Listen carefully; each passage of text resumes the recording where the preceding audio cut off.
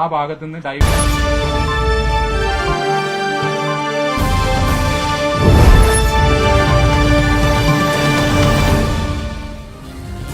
നമസ്കാരം. പ്രൈം ഡിബേറ്റിലേക്ക് സ്വാഗതം. ഇറാന് എന്ന് എപ്പോൾ എങ്ങനെ ഇസ്രായേൽ മറുപടി നൽകുമെന്ന ആശങ്കയിൽ പശ്ചിമേഷ്യയും ലോകവും. ഹമാസിനും ഹിസ്ബുള്ളയ്ക്കും നൽകിയ തിരിച്ചടി ഇറാനോടും ആവർത്തിക്കുമോ അതോ ലെബനനിൽ കടന്നു കയറി മറുപടി നൽകുമോ ഇസ്രായേൽ? എന്തും സംഭവിക്കാവുന്ന നിമിഷങ്ങൾ. ഇറാൻ, നിങ്ങൾ ചെയ്തത് വലിയ തെറ്റ്, ഇതിന്റെ വില നിങ്ങൾ നൽകേണ്ടി വരും. ഇസ്രായേൽ പ്രധാനമന്ത്രി ബെഞ്ചമിൻ നെതന്യാഹുവിന്റെ വാക്കുകൾ ഹിസ്ബുള്ളയ്ക്കും ഇസ്രായേൽ വിരുദ്ധ അച്ചുതണ്ടിന് സഹായം നൽകുന്ന ഇറാനുമുള്ള ശക്തമായ മുന്നറിയിപ്പ്. ഹമാസിനെയും ഹിസ്ബുള്ളയെയും തീർക്കുന്നതിനിടെ ഇറാനിൽ നിന്നുള്ള നേരിട്ടുള്ള ആക്രമണം അയൺ ഡോം കവചത്തിലൂടെ നിർവീര്യമാക്കിയെങ്കിലും മുറിവേറ്റ സിംഹമായി ഇസ്രായേൽ.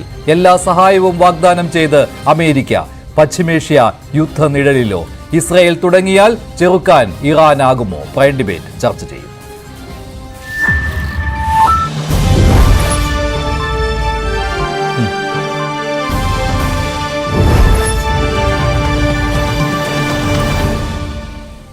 പ്രൈം ഡിബേറ്റിൽ രാഷ്ട്രീയ നിരീക്ഷകൻ ശ്രീ മോഹൻ വർഗീസ്, ഇസ്രായേലിൽ നിന്ന് ശ്രീ ജോസ് സ്ലീബ, കേണൽ എസ് ഡെന്നി, മുൻ കരസേന ഓഫീസർ എന്നിവർ ചേരുകയാണ്. ആദ്യം ശ്രീ ജോസ് സ്ലീബ, എങ്ങനെയാണ് ഇന്ന് ഇസ്രായേലിന്റെ പകൽ കടന്നു പോകുന്നത്?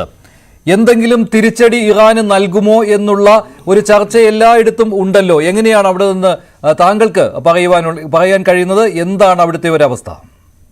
ഇന്ന് ഇസ്രായേലിൽ വളരെ ശാന്തമായ അന്തരീക്ഷമായിരുന്നു. സിറ്റീസും അതേപോലെ ഓഫീസുകളെല്ലാം സാധാരണ നിലയിൽ പ്രവർത്തിച്ചു. കാരണം ഇന്ന് വൈകിട്ട് 6 മണി മുതൽ 4-ാം തീയതി വരെയാണ് ഇസ്രായേലിലെ റോഷഷന എന്ന് പറയുന്ന ന്യൂ ഇയർ സെലിബ്രേഷൻ നടക്കുന്നത്. അതുകൊണ്ട് ആളുകൾ ആ ഒരു ന്യൂ ഇയർ സെലിബ്രേഷന്റെ ആ ഒരു മൂഡിലാണ് ഉള്ളത്. യാതൊരുവിധ ഭീതിയും നിറഞ്ഞൊരു അന്തരീക്ഷം ഇപ്പൊ ഇസ്രായേലിൽ നിലവിലില്ല. ജോസ്, അവിടെ ഇന്നലെ അയൺ ഡോം കവചം ഉപയോഗിച്ചുകൊണ്ട് ഇറാന്റെ എല്ലാ മിസൈലുകളെയും നിർവീര്യമാക്കി, ഒരാളപായവും ഇല്ല എന്നുള്ളതാണല്ലോ ഇസ്രായേലിന്റെ ഔദ്യോഗിക വിശദീകരണം. പക്ഷേ ഇറാൻ അങ്ങനെയല്ല പറയുന്നത്. മിസൈലുകൾ ലക്ഷ്യത്തിലെത്തിക്കാൻ കഴിഞ്ഞു എന്ന് പറയുന്നുണ്ട്. ഇക്കാര്യത്തിൽ ഇസ്രായേൽ നൽകുന്ന വിശദീകരണത്തിന് അപ്പുറമായിട്ട് എന്തെങ്കിലും സംഭവിച്ചിട്ടുണ്ടോ ഇസ്രായേലിൽ, പ്രത്യേകിച്ച് ജെറുസലേമിലും ടെൽ അവീവിലും? നമ്മുടെ അറിവിൽ ഓരോ സ്ഥലത്തുനിന്നും ഓരോ വീഡിയോസ് എടുത്ത ആളുകൾ ഇവിടെ ഷെയർ ചെയ്യുന്നുണ്ട്, ഇവിടുത്തെ ലോക്കൽ മൊബൈലിൽ. അതിൽ എങ്ങും തന്നെ ഒരു അപായം സംഭവിച്ചതായിട്ട് പറയുന്നില്ല. ആകപ്പാട് ഒരാൾ മരിച്ചത്, ഒരു ഗാസയിലുള്ള ഒരു വ്യക്തി ഇസ്രായേലിൽ ജോലി ചെയ്യുന്നയാൾ പലസ്തീനിൽ താമസിക്കുന്നു. ഈ മിസൈലിന്റെ ഒരു അവശിഷ്ടം വീണ് അങ്ങനെ ഒരേ ഒരാളാണ് ഈ ഇറാനിൽ നിന്നുള്ള മിസൈൽ ആക്രമണത്തിൽ ഇസ്രായേലിൽ കൊല്ലപ്പെട്ടതായിട്ട് മീഡിയ റിപ്പോർട്ട് ചെയ്യുന്നു.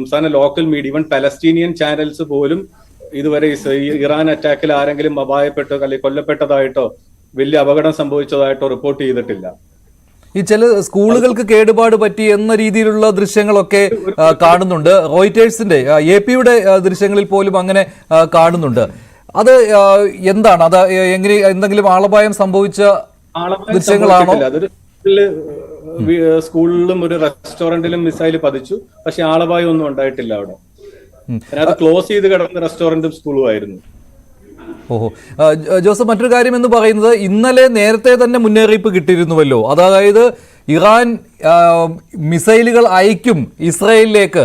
അതിന്റെ സൂചന കിട്ടിയപ്പോൾ തന്നെ ഇസ്രായേലി ജനതയ്ക്ക് മുഴുവനും മുന്നറിയിപ്പ് കിട്ടുകയായിരുന്നുവല്ലോ ഒരേ സമയത്ത് തന്നെ. അതിനുശേഷം എന്തെങ്കിലും, ഈ ആക്രമണത്തിന് ശേഷം എന്തെങ്കിലും പ്രത്യേക നിർദ്ദേശങ്ങൾ നൽകിയിട്ടുണ്ടോ ഇസ്രായേൽ സർക്കാരിന്റെ ഭാഗത്ത് നിന്ന്? പ്രത്യേകിച്ച് നിർദ്ദേശങ്ങളൊന്നും പിന്നീട് ഉണ്ടായിട്ടില്ല. എല്ലാവരോടും സേഫ് ആയിട്ട് ബങ്കറിൽ ഇറങ്ങി അസ്യൂഷ്വൽ കണ്ടിന്യൂ ചെയ്തോളാൻ പറഞ്ഞു. അതേപോലെ തന്നെ ഇസ്രായേലിൽ ഇന്നലെ എല്ലായിടത്തും ഓറഞ്ച് അലേർട്ട് ആയിരുന്നു. ഡോം ഫ്രം സിസ്റ്റത്തിൽ കാണിക്കും അത് എവിടെയൊക്കെയാണ് ഓറഞ്ച് അലേർട്ട് അല്ലെങ്കിൽ റെഡ് അലേർട്ട് ഉണ്ടോ. പക്ഷെ ഇന്നലെ വൈകുന്നേരം ഈ ഒരു അറ്റാക്ക് കഴിഞ്ഞ് ഒരു 1.5 മണിക്കൂർ കഴിഞ്ഞപ്പോഴത്തെ ഓട്ടോമാറ്റിക് ആയിട്ട് ഇതെല്ലാം ഗ്രീൻ സോൺ ആക്കി മാറി. അപ്പൊ നമ്മൾ സിസ്റ്റത്തിൽ നോക്കുമ്പോൾ തന്നെ നമുക്ക് കാണുന്നത് എങ്ങും അപായ അല്ലെങ്കിൽ യുദ്ധം ഇനി ഉണ്ടാകാനുള്ള സാധ്യത, ഒരു വാർ സോൺ അല്ലെങ്കിൽ അങ്ങനെ ഒരു ഏരിയയിലും തന്നെ പ്രശ്നങ്ങളില്ല. അപ്പോഴും പ്രശ്നങ്ങൾ കാണിക്കുന്നത് ഇസ്രായേലിന്റെ ബോർഡർ പ്രദേശങ്ങളിൽ മാത്രം കുറച്ച് ടെൻഷൻസ് ഉണ്ട്. അവിടെ ഈ ഹിസ്ബുള്ളയുടെ ലെബനനിൽ നിന്ന് വരുന്ന മിസൈലുകൾ എപ്പോഴും വീഴുന്നത് ഈ ഒരേ പ്രദേശത്താണ്. കിര്യാത് ഷിമോണ, സെദ്രോത്ത്, അങ്ങനെ ആ ഏരിയയിൽ മാത്രം പ്രശ്നങ്ങളുള്ളൂ. വേറെ ഒരു സ്ഥലത്തും പിന്നീട് ഒരു പ്രശ്നം ഉണ്ടായിട്ടില്ല. ജനജീവിതം ഇന്ന് രാവിലെ സാധാരണ പോലെ തന്നെ ഞാനിന്ന് ജെറുസലേം ടൗണിലൂടെയും എല്ലാം ഡ്രൈവ് ചെയ്തു. എങ്ങും ഒരു പ്രോബ്ലം കാണാൻ സാധിച്ചില്ല. എല്ലാ കടകളും അസ് യൂഷ്വൽ സാധാരണ പോലെ തുറന്ന് പ്രവർത്തിക്കുന്നുണ്ട്. ആളുകൾ എല്ലാവരും അങ്ങനെ ട്രാവൽ ചെയ്യുന്നു. നല്ല ട്രാഫിക് ഉണ്ടായിരുന്നു. അങ്ങനെ ഒരു വാറ് നടക്കുന്ന ഒരു പ്രതീതിയില്ല ഇവിടെ. അതാണ് ഒരു പ്രത്യേക കാര്യം. നമ്മൾ ടി വിയിൽ കാണുമ്പോൾ അല്ലെങ്കിൽ നാട്ടിൽ വെച്ച് കാണുമ്പോൾ എല്ലാം ഇവിടെ ഭയങ്കര ഒരു സംഘർഷാവസ്ഥയാണെന്നുള്ളൊരു ഫീലാണ് ആളുകൾ. പക്ഷെ ഞാൻ ഇതിലെല്ലാം സഞ്ചരിക്കുമ്പം ഇത് വളരെ സാധാരണ രീതിയിൽ ഓപ്പൺ ആയിട്ട് എല്ലാ സ്ഥലങ്ങളും കിടക്കുന്നു. മലയാളികൾ ജോലിക്ക് പോകും, ജോലി ചെയ്യുന്നു, ആർക്കും ഫോൺ ചെയ്തിട്ട്. എന്നാലും ഇനി ഇറാനെ അറ്റാക്ക് ചെയ്യും, ഇസ്രായേൽ പറഞ്ഞിട്ടുണ്ട് ആണവ ഏരിയയും അതേപോലെ മറ്റു സ്ഥലങ്ങളിലേക്ക് ഒരു അറ്റാക്ക് ഉണ്ടാവും എന്ന് പറഞ്ഞിട്ടുള്ളത് കൊണ്ട് അതെപ്പോ സംഭവിക്കും എന്നുള്ളൊരു ചെറിയ ചിന്ത ആളുകളിലുണ്ട്. അതല്ലാതെ വേറൊരു ഭീതിയായിട്ടൊന്നും എങ്ങും തന്നെ കാണാൻ സാധിച്ചിട്ടില്ല. നിങ്ങളുടേതായ വാട്സപ്പ് കൂട്ടായ്മകളൊക്കെ ഉണ്ടല്ലോ അവിടെ, മലയാളികൾ അംഗങ്ങളായിട്ടുള്ള, അവരൊക്കെ ഷെയർ ചെയ്യുന്ന കാര്യങ്ങൾ എന്തെല്ലാമാണ്? ഇന്നലെ രാത്രി അത്രയ്ക്ക് ഒരു ഭീതി ഉണ്ടാക്കുന്ന ഒരു അന്തരീക്ഷം ആയിരുന്നു. രാത്രിയിൽ ഭീതി ഉണ്ടാക്കുന്ന അന്തരീക്ഷമായിരുന്നു. നമ്മൾ വീട്ടിൽ നിന്ന് പുറത്തിറങ്ങി നോക്കിയാൽ കാണുന്നത് മേളിലൂടെ മിസൈലുകൾ പോകുന്നത് നമുക്ക് കാണാം. അപ്പൊ അത് തന്നെ ആളുകൾ നിന്ന് ഫോട്ടോ എടുക്കുന്നു, ചിരിച്ചു കളിച്ചത് നോക്കുന്നു. ഇതൊക്കെയാണ് നമ്മൾ ആളുകളിൽ കണ്ടത്. അല്ലാതെ പേടിച്ചാരെങ്കിലും ഓടിപ്പോയി ഒളിക്കണ ഒരു സീനും ചില സ്ഥലങ്ങളിൽ ഉണ്ടായിട്ടില്ല. അതേപോലെ ഇസ്രായേലിലെ പല ഭാഗത്തും ആളുകൾ ബങ്കറിൽ ഇരുന്നിട്ടുണ്ട്. ചില സ്ഥലങ്ങളിൽ ആളുകൾ റിലാക്സ് ചെയ്ത് നടന്നതും കാണാം, ബങ്കറിൽ ഇരിക്കാതെ. അങ്ങനെയുള്ള അനുഭവം ഇന്നലെ ഉണ്ടായി.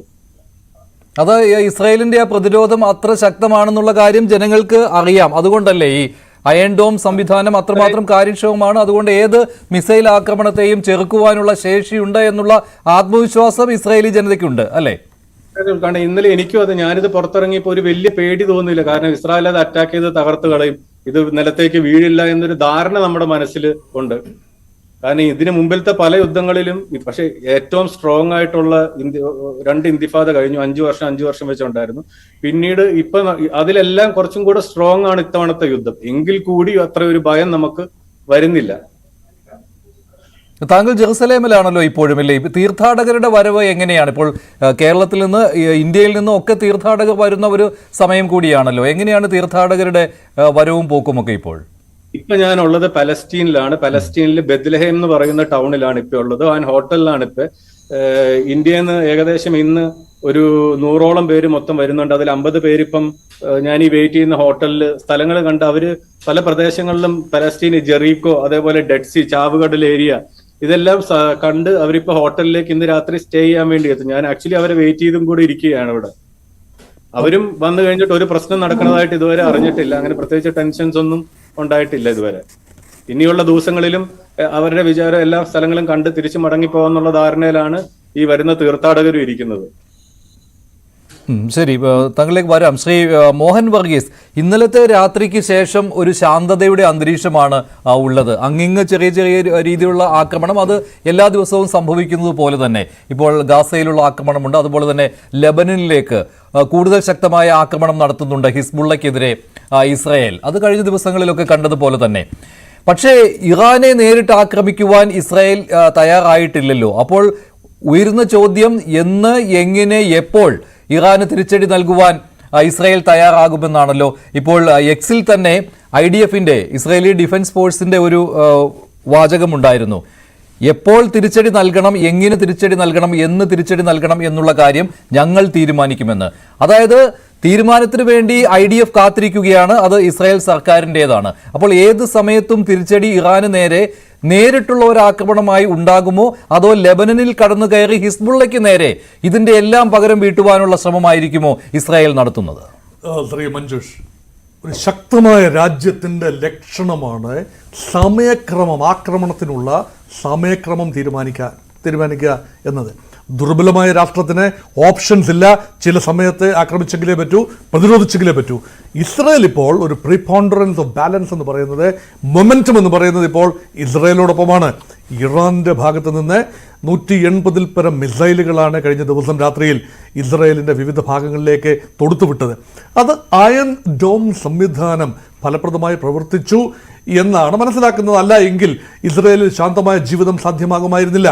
അതുകൊണ്ട് ഇസ്രായേലിലെ ശാന്തത, ഇപ്പോൾ നേരത്തെ റിപ്പോർട്ട് ചെയ്തതുപോലെ ഇസ്രായേൽ ഇപ്പോൾ കാണുന്ന ഒരു ശാന്തത എന്ന് പറയുന്നത് തീർച്ചയായും ജനങ്ങൾക്കുള്ള വിശ്വാസമാണ്. അയൺ ഡോം സംവിധാനവും അത് പലപ്പോഴും ഹ്രസ്വദൂര മിസൈലുകളെയും റോക്കറ്റുകളെയും ചെറുക്കുന്ന ഒരു ഏറിയൽ ഡോം സംവിധാനമാണ്, പ്രതിരോധ സംവിധാനമാണ്. ആൻറ്റി ബാലിസ്റ്റിക് മിസൈൽ സംവിധാനമാണ്. അതേസമയം ദീർഘദൂര ബാലിസ്റ്റിക് മിസൈലുകളെ ചെറുക്കുന്ന ആരോ എന്ന് പറയുന്ന സംവിധാനമുണ്ട്.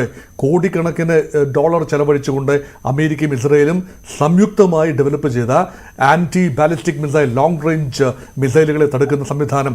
ഈ രണ്ട് സംവിധാനവും സാമാന്യം ഫലപ്രദമായി പ്രവർത്തിച്ചു എന്ന് കാണാം. അതിലുള്ള അല്ല, മുഴുവനും നന്നായി തന്നെ പ്രവർത്തിച്ചു എന്നല്ല ഇപ്പോൾ. പക്ഷേ ഇറാൻ പറയുന്ന ഒരു കാര്യം, ഞങ്ങളുടെ ആക്രമണം ലക്ഷ്യം കണ്ടു എന്ന് തന്നെയാണ്.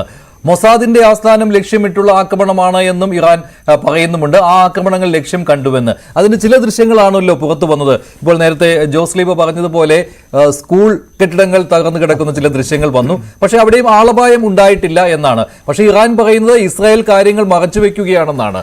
ഈ ഒരു യുദ്ധമാകുമ്പോൾ യുദ്ധത്തിൽ ആദ്യ കാഷ്വാലിറ്റി എന്ന് പറയുന്നത് സത്യം എന്നതാണ്, അല്ലേ? സത്യം മറച്ചു വയ്ക്കപ്പെടുക എന്നത് ഏത് യുദ്ധത്തിൻ്റെയും ഒരു പ്രാഥമിക തന്ത്രം തന്നെയാണ്. ചരിത്രാതീത കാലം മുതൽ തന്നെ ഇത് തന്നെയായിരുന്നു തന്ത്രം. അതുകൊണ്ട് യഥാർത്ഥത്തിലുള്ള കാഷ്വാലിറ്റി എത്ര എന്ന് അളക്കാൻ ബുദ്ധിമുട്ടുണ്ട്. പക്ഷേ ഇസ്രായേലിൻ്റെ മണ്ണിൽ വിദേശ ടെലിവിഷൻ ക്രൂകൾ, മാധ്യമപ്രവർത്തകർ, അവരുടെ നല്ല സർവൈലൻസ് സിസ്റ്റമുണ്ട്. അവരുടെ എല്ലാം കണ്ണു വെട്ടിച്ചുകൊണ്ട്, കാരണം 182 മിസൈലുകൾ കടന്നു വരുമ്പോൾ അത് ഒരുപക്ഷെ വിതയ്ക്കാൻ സാധ്യതയുള്ള നാശനഷ്ടങ്ങൾ അളന്ന് തിട്ടപ്പെടുത്താൻ ഇസ്രയേൽ വെളിയിൽ വിടുന്ന റിപ്പോർട്ടുകളെ മാത്രം ആശ്രയിക്കേണ്ട ഗതികേട് മാധ്യമങ്ങൾക്കില്ല. എപ്പോഴും ഒരുപക്ഷെ പാശ്ചാത്യ മാധ്യമങ്ങൾ ഇസ്രയേൽ അനുകൂല നിലപാട് സ്വീകരിക്കും എന്ന് ആരോപിക്കാമെങ്കിൽ പോലും അവിടുന്ന് കടന്നു വരുന്ന റിപ്പോർട്ടുകൾ ഒരു നിഷ്പക്ഷമായ ഏജൻസികളുടെ റിപ്പോർട്ട് അനുസരിച്ച് പരിമിതമായ നാശനഷ്ടങ്ങൾ മാത്രമേ ഉണ്ടായിട്ടുള്ളൂ. 8 പേരാണ് മരിച്ചത്. അതൊന്നും തന്നെ മിസൈൽ ആക്രമണത്തിലല്ല, അത് ഇറാനിൽ നിന്ന് വന്ന മിസൈലുകളേറ്റല്ല, മറിച്ച് അവിടെ നടന്ന ഒരു വെടിവെപ്പാണ്. അതൊരു ഭീകരാക്രമണം, ഒരു ചെറിയ ഭീകരാക്രമണമാണ്. 2-3 തോക്കുധാരികൾ ഈ ഒരു ജനക്കൂട്ടത്തിന് നേരെ വെടിവെച്ചപ്പോൾ 6 പേര് തൽക്ഷണം മരിക്കുകയും 2 പേരും കൂടെ പിന്നീട് മരിക്കുകയും ചെയ്തു. അപ്പോൾ 8 കാഷ്വാലിറ്റീസ് യുദ്ധത്തിന് സമാന്തരമായി നടന്ന സംഭവം എന്ന നിലയിൽ ഒരുപക്ഷെ ആ യുദ്ധത്തിൻ്റെ കാഷ്വാലിറ്റിയായി പലരും എണ്ണുന്നുണ്ടാകാം. പക്ഷേ ഇസ്രയേലിൻ്റെ ഭാഗത്ത് നിന്ന് ഒരു സ്ഥിരീകരണവുമില്ല. യുദ്ധം കാരണം ഇറാൻ്റെ മിസൈലുകൾ പതിച്ച് ഒരു നാശനഷ്ടവും ജീവന്റെ രൂപത്തിൽ ഉണ്ടായിട്ടില്ല. കെട്ടിടങ്ങൾ, ഒരു സ്കൂൾ കെട്ടിടവും ഒരു ഹോട്ടൽ കെട്ടിടവും നശിച്ചതായി ഇറാൻ തന്നെ സമ്മതിക്കുന്നു. എന്നാൽ ഇസ്രായേൽ തന്നെ സമ്മതിക്കുന്നു. ഇറാൻ എന്നാൽ ചെയ്യുന്നത് എന്താണ്? 90% തങ്ങൾ തൊടുത്ത മിസൈലുകൾ 90% ലക്ഷ്യം കണ്ടു എന്നാണ് ഇറാൻ ക്ലെയിം ചെയ്തിരിക്കുന്നത്. അവർക്ക് അങ്ങനെ ക്ലെയിം ചെയ്യാനാവൂ. അവരുടെ കയ്യിൽ ഹൈപ്പർസോണിക് മിസൈലുകൾ ഉണ്ട് എന്നാണ് ചില ഏജൻസികളെങ്കിലും റിപ്പോർട്ട് ചെയ്യുന്നത്. അങ്ങനെയെങ്കിൽ ഫത്ത 2 എന്ന് പറയുന്ന മീഡിയം റേഞ്ച് ഹൈപ്പർസോണിക് മിസൈൽ, നമുക്കറിയാമല്ലോ ഹൈപ്പർസോണിക് മിസൈലുകൾ എന്ന് പറയുന്നത് ശബ്ദാതിവേഗമുള്ള, ശബ്ദത്തിൻ്റെ 5 ഇരട്ടി വേഗമുള്ള മിസൈലുകളാണ്. അത് തൊടുത്തു എന്ന രീതിയിൽ ചില ഏജൻസികൾ റിപ്പോർട്ട് ചെയ്യുന്നു. അങ്ങനെയെങ്കിൽ ഹൈപ്പർസോണിക് മിസൈലുകളെ ചെറുക്കാൻ തക്ക ഒരു ഡെക്സ്റ്ററിറ്റി ഇസ്രയേലിൻ്റെ വ്യോമ പ്രതിരോധ സംവിധാനമായ അയൺ ഡോമിനോ, ആരോ സിസ്റ്റത്തിനോ ഉണ്ടോ എന്നറിയില്ല. അത് മാത്രമല്ല, കഴിഞ്ഞ ആഴ്ച ഉണ്ട് എന്നല്ലേ തെളിയിക്കുന്നത്. ഇപ്പോൾ എന്തായാലും ഏത് മിസൈലാണോ തൊടുത്തുവിട്ടത് അതിലും സ്ഥിരീകരണമില്ലല്ലോ താങ്കൾ പറഞ്ഞതുപോലെ. പക്ഷേ തടുക്കുവാനുള്ള സംവിധാനം വളരെ ശക്തമാണ് ഇസ്രായേലിൽ, അത് തെളിയിക്കപ്പെട്ടിരിക്കുകയാണ്. അത് ഈ കഴിഞ്ഞ ഒരു വർഷം മുൻപ് ഒക്ടോബർ 7, 2023 ഹമാസിന്റെ ഭാഗത്ത് നിന്ന് വന്ന ഓഫ് ഗാർഡായി പോയി, ഹമാസിന്റെ ഭാഗത്ത് നിന്ന് വന്ന അതിശക്തമായ മിസൈൽ ആക്രമണം, അത് ഏറിയൽ ഡോമിനെ, അയൺ ഡോമിനെ ഭേദിച്ചുകൊണ്ട് ചില മിസൈലുകളെങ്കിലും വീണു.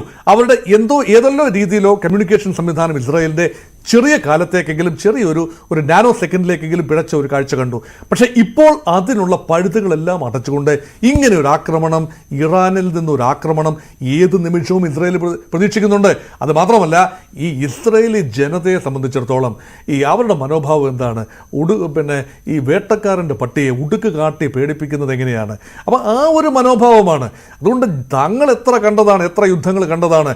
1948 തന്നെ കണ്ട യുദ്ധമാണ്. അറബ് രാജ്യങ്ങൾ 7 കൂടെ ഇസ്രായേലിനെതിരെ തിരിയുകയാണ്. ഇസ്രായേൽ ജയിച്ചു വന്നു. 56 യുദ്ധം, 67 6 ഡേ വാർ, 73 യോം കിപ്പോർ വാർ, ഇതെല്ലാം തന്നെ ഇസ്രായേലിൻ്റെ വിജയത്തിലോ അല്ലെങ്കിൽ ഇസ്രായേലിന് അനുകൂലമായ ഘട്ടത്തിലോ ആണ് അവസാനിച്ചത്. അതുകൊണ്ട് ഇതെല്ലാം ജനങ്ങൾക്കുള്ള കാഷ്വാലിറ്റി എല്ലാ യുദ്ധത്തിലും പരിമിതമായിരുന്നു എന്നതുകൊണ്ട് ആ കോൺഫിഡൻസ് ആണ്. അതേസമയം ഇസ്രായേലിൻ്റെ ഭാഗത്തു നിന്ന് വരുന്ന തിരിച്ചടികൾക്ക് ഈ അറബി ജനത അല്ലെങ്കിൽ പാലസ്തീനിയൻ ജനതയും അതുപോലെ ഹിസ്ബുള്ളയും എല്ലാം വളരെ വലിയ കാഷ്വാലിറ്റി ലെവലാണ് റിപ്പോർട്ട് ചെയ്തിരിക്കുന്നത്. അതുകൊണ്ട് ഒരു പ്രിപ്പോണ്ടറൻസ് ഓഫ് ബാലൻസ് എന്ന് പറയുന്നത് ഇസ്രയേലിൻ്റെ കൂടെയാണ്.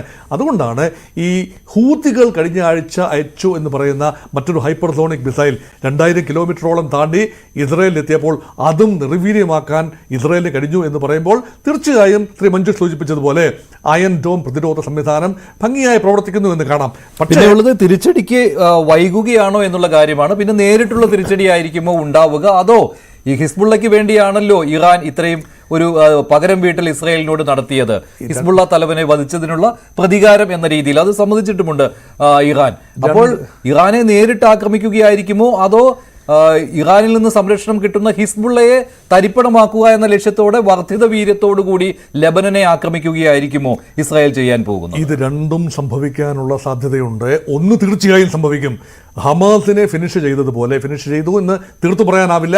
ഏതാനും തടവുകാർ, ഇസ്രായേലി തടവുകാരെ മോചിപ്പിക്കാൻ ഇസ്രായേൽ കഴിഞ്ഞില്ല എന്ന് പറയുന്നതുകൊണ്ട് പൂർണ്ണമായും ഹമാസിനെ ഫിനിഷ് ചെയ്യാൻ കഴിഞ്ഞിട്ടില്ല എന്നത് സത്യമാണ്, സത്യസന്ധമായ ഒരു റിപ്പോർട്ടിംഗ് ആയിരിക്കും അത്.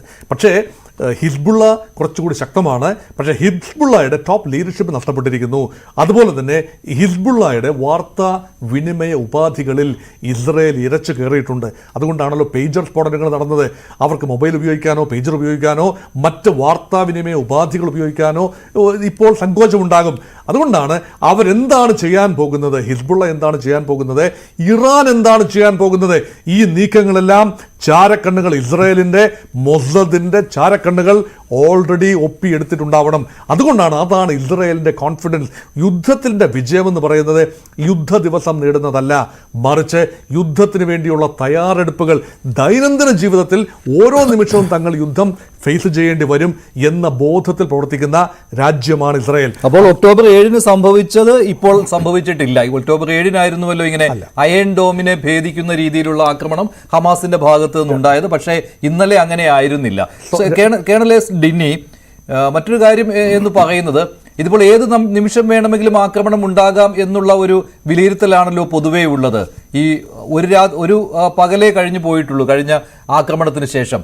പക്ഷെ അങ്ങനെ പറയുമ്പോഴും ഇറാന്റെ കയ്യിൽ വെളിപ്പെടുത്താത്ത രീതിയിലുള്ള ആണവ ശേഖരമുണ്ട്, ആയുധങ്ങളുണ്ട്. ഇവ എത്രമാത്രമാണ് എന്ന് തിട്ടപ്പെടുത്തിയിട്ടില്ല, അത് പുറത്തു വന്നിട്ടില്ല എന്നൊക്കെ പറയുമ്പോഴും മൊസാദിന്റെ കണ്ണു വെട്ടിക്കുവാനുള്ള കരുത്ത് അതിനുണ്ടോ? എല്ലാ വിവരങ്ങളും കൃത്യമായി ഇസ്രായേലിന്റെ കയ്യിൽ ഉണ്ടായിരിക്കുമല്ലോ. ശ്രീ മഞ്ജുഷ്, ആ ചോദ്യത്തിന്റെ ഉത്തരം ഒരു 2 ദിവസം മുമ്പ് ഇറാനിന്റെ മുൻ പ്രസിഡന്റ് അഹമ്മദ് നിജാദ് എന്നാണ് അദ്ദേഹത്തിന്റെ പേര്. അദ്ദേഹം ഒരു ഇന്റർവ്യൂ, ഇത് ശരിയാണെങ്കിൽ CNN ടർക്കിക്ക് അദ്ദേഹം കൊടുത്തൊരു ഇന്റർവ്യൂ ഉണ്ട്. ആ ഇന്റർവ്യൂവിൽ അദ്ദേഹം പറയുന്നത്, അതായത് ഞങ്ങള് ഈ മൊസാദിനെ ടാർഗറ്റ് ചെയ്യാൻ വേണ്ടി ഒരു കൗണ്ടർ ഇന്റലിജൻസ് യൂണിറ്റ് സ്ഥാപിച്ചു ഇറാനിൽ. അങ്ങനെ ആ മൊസാദിനെ വേണ്ടി മാത്രം ടാർഗറ്റ് ചെയ്യേണ്ടതാണ്, അതിന് വേണ്ടി ഒരു യൂണിറ്റ് സ്ഥാപിച്ചു. പിന്നീട് മനസ്സിലായത് ആ യൂണിറ്റിന്റെ തലവൻ പോലും മൊസാദായിരുന്നു. അപ്പം ഒന്ന് ആലോചിച്ച് നോക്കുക. അപ്പൊ എത്രമാത്രം ഈ മൊസാദിന്റെ ആ ഒരു പവർ ഓഫ് ഇൻഫിൽട്രേഷൻ എന്ന് പറയുന്ന പോലെ അവർക്ക് നുഴഞ്ഞു കയറാൻ പറ്റുന്ന കാര്യം. ഇത് പറഞ്ഞത് വേറെ ആരുമല്ല, മുൻ പ്രസിഡന്റ് ആണ് പറയുന്നത്, ഇറാനിന്റെ മുൻ പ്രസിഡന്റ് ആണ് പറയുന്നത്. അപ്പം ഞാൻ പറഞ്ഞു വന്നത്, ഇറാനിനെ സംബന്ധിച്ചോളം അവരുടെ എല്ലാ ഇന്റലിജൻസും, അവർക്ക് ഇസ്രായേലിന് വേണ്ടിയുള്ള എല്ലാ ഇന്റലിജൻസും മൊസാദിന് ഒരുവിധം അവരുടെ കയ്യിൽ ഉണ്ട് എന്ന് തന്നെ പറയേണ്ടി വരും. അത് കാരണമാണ് ഇപ്പോഴും ഇത്രയും, നേരത്തെ ശ്രീ ജോസ് ഒക്കെ പറഞ്ഞ പോലെ, ഇസ്രായേലി ജനതയ്ക്ക് കോൺഫിഡൻസ് ഉള്ളത് ഒക്ടോബർ 7 കഴിഞ്ഞ വർഷം നടന്നത് അതൊരു ഹിസ്റ്ററിയാണ്. അത് ഒരിക്കലും ഇനി ഈ ഒരു വരും ദിവസങ്ങളിൽ അല്ലെങ്കിൽ വരും കാലങ്ങളിൽ നടക്കരുത് എന്നുള്ള ഒരു വാശി ഇസ്രായേലിനുണ്ട്. അതുകൊണ്ടാണ് അവർ ഈ തരത്തിലുള്ള ഇന്റലിജൻസ് ആദ്യം അവരുടെ കയ്യിൽ ആക്കുക. കാരണം ഇന്റലിജൻസ് ഉണ്ടെങ്കിൽ ഒരു അറ്റാക്ക് നടക്കാൻ പോവുകയാണോ, അല്ലെങ്കിൽ അവരുടെ പ്ലാനിങ് എന്താണ്, ഇതൊക്കെ വളരെ കൃത്യമായിട്ട് മനസ്സിലാക്കാൻ പറ്റും. ഈ ഒരു ഇന്റലിജൻസ് ഉണ്ടായിട്ടാണ് നേരത്തെ ഈ പേജർ അറ്റാക്ക് നടന്നത്, ഹെസ്ബുള്ള തലവനെ വധിച്ചത്, ഇസ്മായിൽ ഹാനിയ ഇറാനിന്റെ ഉള്ളിൽ, ടെഹ്റാനിൽ വെച്ചിട്ട് വധിച്ചത്. അപ്പൊ ഇങ്ങനെയുള്ള കറക്റ്റ് ആയിട്ടുള്ള ഒരു ഇന്റലിജൻസ് അവരുടെ കയ്യിലുണ്ട്. അത് വലിയൊരു പവർ തന്നെയാണ്, അതിനകത്ത് യാതൊരു സംശയമില്ല. രണ്ടാമത്തെ ഭാഗമാണ് നമുക്ക് മനസ്സിലാക്കുന്നത്, അതായത് കാപ്പബിലിറ്റി. നമുക്ക് ഇപ്പൊ ഇസ്രായേലിനെ സംബന്ധിച്ചോളം നേരത്തെ ഡോക്ടർ മോഹൻ വർഗീസ് ഒക്കെ പറഞ്ഞ പോലെ, അതായത് ഒരു കാപ്പബിലിറ്റി ഓൾറെഡി ഉണ്ട്. അത് ടെക്നോളജിക്കലി സുപ്പീരിയർ ആയിട്ടുള്ള, വളരെ കൃത്യമായിട്ട് ഫംഗ്ഷൻ ചെയ്യുന്ന ഒരു അയൺ ഡോം സിസ്റ്റം. അതിനകത്ത് മൾട്ടിപ്പിൾ ലെയേഴ്സ് ആണ്, 3 ടയർഡ് ആയിട്ടുള്ള സിസ്റ്റമാണ്. അപ്പൊ ഏത് രീതിയിലുള്ള ഒരു എയർ ഡിഫൻസ് ആണോ ആവശ്യം, ആ രീതിയിൽ പ്രവർത്തിക്കാനുള്ള ശേഷി ഇസ്രായേലിനുണ്ട്. മൂന്നാമതായിട്ടുള്ള ഒരു ഘടകം, നമുക്ക് മനസ്സിലാക്കണമെന്ന് വെച്ചാൽ ഈ ഒരു അറ്റാക്ക് നടന്ന സമയത്ത് ഇസ്രയേലിന്റെ ഡിഫൻസ് സിസ്റ്റം മാത്രമല്ല പ്രവർത്തിച്ചത്, അവിടെ US-ന്റെ ഡിഫൻസ് സിസ്റ്റം പ്രവർത്തിച്ചു, ജോർഡന്റെ എയർ സ്പേസും മറ്റു കാര്യങ്ങളും ഉപയോഗിച്ചു. അപ്പം പറഞ്ഞു വന്നത് ഇസ്രയേൽ ഈ ഒരു പീരിയഡിൽ കഴിഞ്ഞ ഒരു വർഷത്തോളം അവരുടെ ഈ ഇറാൻ ഒഴിച്ച് ബാക്കിയുള്ള ഒരു കൺട്രീസുമായിട്ട് ഒരുവിധം ഒരു നോൺ കോൺഫ്രണ്ടേഷൻ ഓരോ രീതിയിലേക്ക് മാറി. അതായത് ഇന്നിപ്പം സൗദി അറേബ്യ ഒന്നും ചെയ്യാറില്ല, UAE ഒന്നും ചെയ്യാറില്ല, ജോർഡൻ, ഈജിപ്ത് ഇവരാരും ഒരു രീതിയിലും ഇടപെടാത്ത ഒരു രീതിയിലേക്ക് മാറി. അപ്പൊ ഇങ്ങനെ വരുമ്പം തീർച്ചയായിട്ടും ഇസ്രയേലിന് ഒരു അപ്പർ ഹാൻഡ് അവിടെ കിട്ടുന്നുണ്ട്. പക്ഷെ ഇതെല്ലാത്തിന്റെയും ബേസിക് ആയിട്ടുള്ള ഒരു ഏറ്റവും വലിയൊരു എഫക്റ്റീവ് ആയി വരുന്നത് ഈ ഇന്റലിജൻസ് തന്നെയാണ്. അപ്പൊ അതുകൊണ്ടാണ് ഈ അറ്റാക്ക് പോലും നടക്കുന്നതിന് മുൻപ് എനിക്കൊന്ന് US ആണ് ആദ്യം പറഞ്ഞത് ഇങ്ങനെ ഒരു അറ്റാക്ക് നടക്കാൻ പോകുന്നുണ്ട്, അതായത് ബാലിസ്റ്റിക് മിസൈൽസ് ഇറാൻ ഉപയോഗിക്കും എന്നുള്ള ഇന്റലിജൻസ് വന്നത്. അപ്പൊ ഞാൻ മനസ്സിലാക്കുന്നത് ഇസ്രയേൽ ഓൾറെഡി പ്രിപ്പയർഡ് ആയിരുന്നു, അവർ പ്രിപ്പയർഡ് ആയിരുന്നു ഇറാൻ ഇങ്ങനെ ചെയ്യുമെന്ന്. എനിക്ക് തോന്നുന്നു ഒരു പരിധി വരെ നമ്മൾ ഇത് പറയുകയാണെങ്കിൽ ഇസ്രയേലിന് ഇറാൻ ഇങ്ങനെ ചെയ്യണമായിരുന്നു എന്ന് പറഞ്ഞാൽ പോലും തെറ്റ് കാണില്ല. കാരണം ഇപ്പോൾ ഇസ്രയേലിന്റെ ഭാഗത്ത് നിന്ന് നോക്കൂ, ഇസ്രയേലിന് ഒരു വാലിഡ് റീസൺ കിട്ടി, ഒരു മോറൽ ഹൈ ഗ്രൗണ്ട് കിട്ടി, അത് ഞങ്ങളെ അറ്റാക്ക് ചെയ്തു. നോക്കൂ, ലോകത്തിന് മുൻപായിട്ടുള്ള എല്ലാവരും കണ്ടുകൊണ്ടിരിക്കുകയാണ് ഇറാൻ ഇങ്ങനെ ഒരു അറ്റാക്ക് ചെയ്യുന്നത്. എന്തിനു വേണ്ടിയാണ് അറ്റാക്ക് ചെയ്തത്? ഞങ്ങൾ ഹിസ്ബുല്ല ചീഫിനെ വധിച്ചതും ഞങ്ങൾ ഹമാസിന്റെ ചീഫിനെ വധിച്ചതും ഞങ്ങൾക്ക് മുകളിലേക്ക് അറ്റാക്ക് വരുമ്പോൾ അതിനെ ഞങ്ങൾ പ്രതിരോധം സൃഷ്ടിക്കുമ്പോഴാണ് ഇറാൻ ഞങ്ങൾക്ക് അഗേൻസ്റ്റ് ആയിട്ട് ചെയ്യുന്നത്. അപ്പൊ ഇനി ഇസ്രായേലിന്റെ ഭാഗത്ത് നിന്നുള്ള ഒരു റിയാക്ഷന് വേണ്ടി ചെയ്യുമ്പം ലോക ഒപ്പീനിയൻ വലിയ രീതിയിലേക്ക് ഇസ്രായേലിലേക്ക് വരത്തില്ല. കാരണം ഇപ്പം ഇസ്രായേലിന്റെ പുറത്ത് ധാരാളം പ്രഷർ ഉണ്ടായിരുന്നു, പ്രത്യേകിച്ച് UN-ലൊക്കെ പോയിട്ട് വന്നപ്പോൾ നമ്മൾ കണ്ടതാണ് എങ്ങനെയാണ് ബെഞ്ചമിൻ നെതന്യാഹു സംസാരിച്ചിട്ടുമ്പോൾ ധാരാളം ഡെലിഗേറ്റ്സ് ഒക്കെ ഇറങ്ങിപ്പോകുന്നതൊക്കെ കണ്ടു. പക്ഷെ ഈ ഇറാനിന്റെ ഈ ഒരു ആക്ഷനിലൂടെ ഇസ്രായേലിന് ഒരു പരിധി വരെ അവരെ ജസ്റ്റിഫിക്കേഷൻ ചെയ്യാൻ സാധിച്ചു എന്ന് വേണമെങ്കിൽ പറയാം. പക്ഷെ അതിന് മുൻപ് തന്നെ ലെബനന്റെ അതിർത്തിയിൽ അവിടെ ഈ കരയുദ്ധത്തിന്റെ ഏകദേശം അതിനുള്ള ഒരു പ്രതീതി ഉണ്ടായി കഴിഞ്ഞിരുന്നുവല്ലോ. അതിനുള്ള സൈന്യത്തെ അങ്ങോട്ട് അയച്ചു കഴിഞ്ഞിരുന്നു, ഏതാണ്ട് അവിടെ ആക്രമണം തുടങ്ങിക്കഴിഞ്ഞിരുന്നു. അപ്പോൾ ഇസ്രായേൽ നേരത്തെ തന്നെ ഉറച്ച ഒരു തീരുമാനവുമായി ലെബനനിൽ ഹിസ്ബുള്ളക്കെതിരെ മുന്നോട്ട് പോവുകയായിരുന്നുവല്ലോ. അത് മാത്രമല്ല, ഹമാസിനെ ഇല്ലാതാക്കാൻ നിയോഗിച്ച അതേ ട്രൂപ്പിനെ തന്നെ അല്ലേ, അവരെ തന്നെ അതേ സംഘത്തെ തന്നെ നിയോഗിക്കുകയാണ് ഉണ്ടായത്. അപ്പോൾ ഇത് നേരത്തെ കൂട്ടിയുള്ള ഒരു ആക്രമണ പദ്ധതി തന്നെയാണല്ലോ.